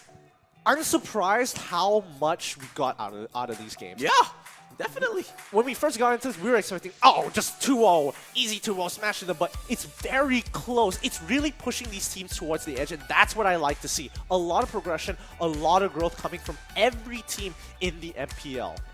Yep, and I think Saint Reborn are still last place. Hopefully, I think production is working on graphic now, so give us a little bit of time, guys. But yeah, Saint Reborn at the moment still last place, but at least they show a little bit of promise. Yeah. They still have, if I'm not mistaken, they have two games left. If they win those 2 games, at least they still have a chance. So everyone's still in the mix of playoff spot. But who will get it? That's the real question. It's hard to say. It really is hard. This is the second last week. We still have one more day tomorrow, so Yeah. let's just see about that. But before that, look at the standings a little bit. But what have we learned from today? We've learned that Mystic is actually is a lot bigger, is a larger force than we innately thought they were going to be. We thought they were just going to be, hey, a tier 2 team. They were going up against EVOS, top of the standings, bringing them over each and every time, forcing out their hand to get those wins each and every time. And what about the second series? What I think is that Flash Tyrants, they need to lock up a little bit. Oh, right? yeah. Make sure that there's no loose ends. MPL, every team is still really, really good. And fooling around might be just spell a little bit cost. But Saiyan Reborn still showing up strong. Let's look at the standings of MPL really, really quickly. See how bit. 1-6, but with 5 points. Remember, each team needs to play 9 games, alright? Yeah. So they have 2 more games. If they manage to 2-0 the last 2 games, it could be a chance, but last 2 games are pretty hard, if I'm not mistaken. I mean, this is going to be a really, really rough patch for these teams that get out of that last standing spots. Oh, what? It's just so much pressure. So much is on the line if you get into that top 8 seeding. Yeah. And each of these teams are going to be trying their best. Look at Big Show Singapore, right? They need to rack up more wins. That's them 100% sure. And they are facing Air Asia in the last game of the whole regular season. Oh, and yeah. that could be really interesting as well. I mean, it could just be AirAsia just putting them in their place, saying like, no, you're not going to get into the top 8. Or it could be Bigatron showing up and finally saying, all right, it's time to flip the switch. No, let's just look at tomorrow's matches. As we said, like we said, going closer to the end of the regular season, this game means so much more. We Own War against Pikachu Singapore will be the first game of the day, and that it will be Borneo Dragons FB fighting up against Flash Tyrants. But that last game, it's the family war, the brother and sister conquest. Geek Fan Mystic going up against Geek Fan Icon. We saw that in the standings. Both are neck and neck, and both teams need this win. Absolutely. Both teams really, really need this win. Oh, we've got an exciting season of MPL on our hands already, but today's games have ended. And boy, a lot of great games. Let's A lot just of put great it that games. way. With that being said, I think it is time for us to turn off ourselves. You know, anything else to say? Really? Just keep your eyes out for who's going to take that top spot. It's anybody's game right now. At the moment, EVOS Esports Singapore still sitting pretty in the top side with Air Asia Saiyan close behind, but Flash Tyrants looking hot as well. In the other side of the table, it's still too close to call, with Saiyan Reborn rounding off with 6 points, or sorry, with 5 points, and Borneo Dragon and We Own War with 6. You only can find out if you stay tuned with MPL Season 2. This is the end of Week 5, Day 2. Remember, MPL Season 2 is supported by Razer and brought to you by EGG Network as well as As with that awkward pause, I think we should just wrap it up. My name is Matthew Chan. His name is Fatal 5-Way. Thank you so much. Good night.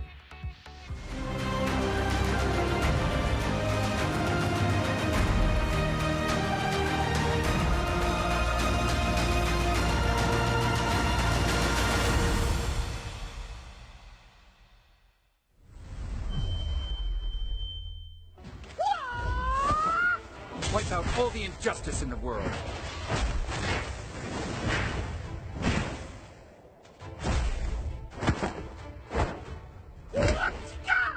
But in order.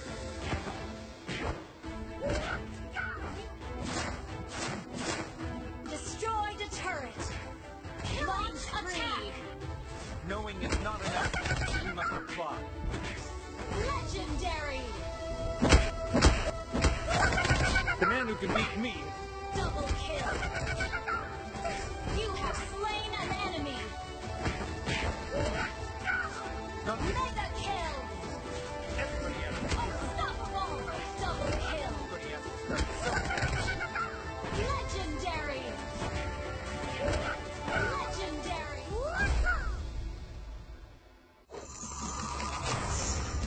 Download for free. Mobile Legends Bang Bang.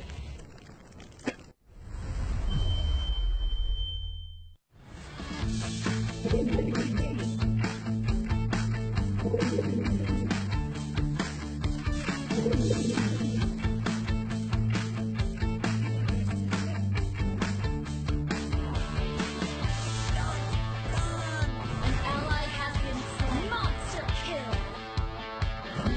Godlike.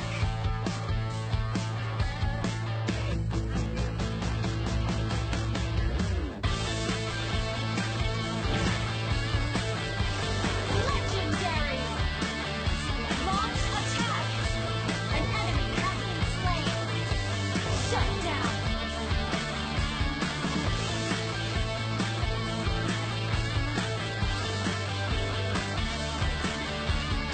I have been slain. Mega kill.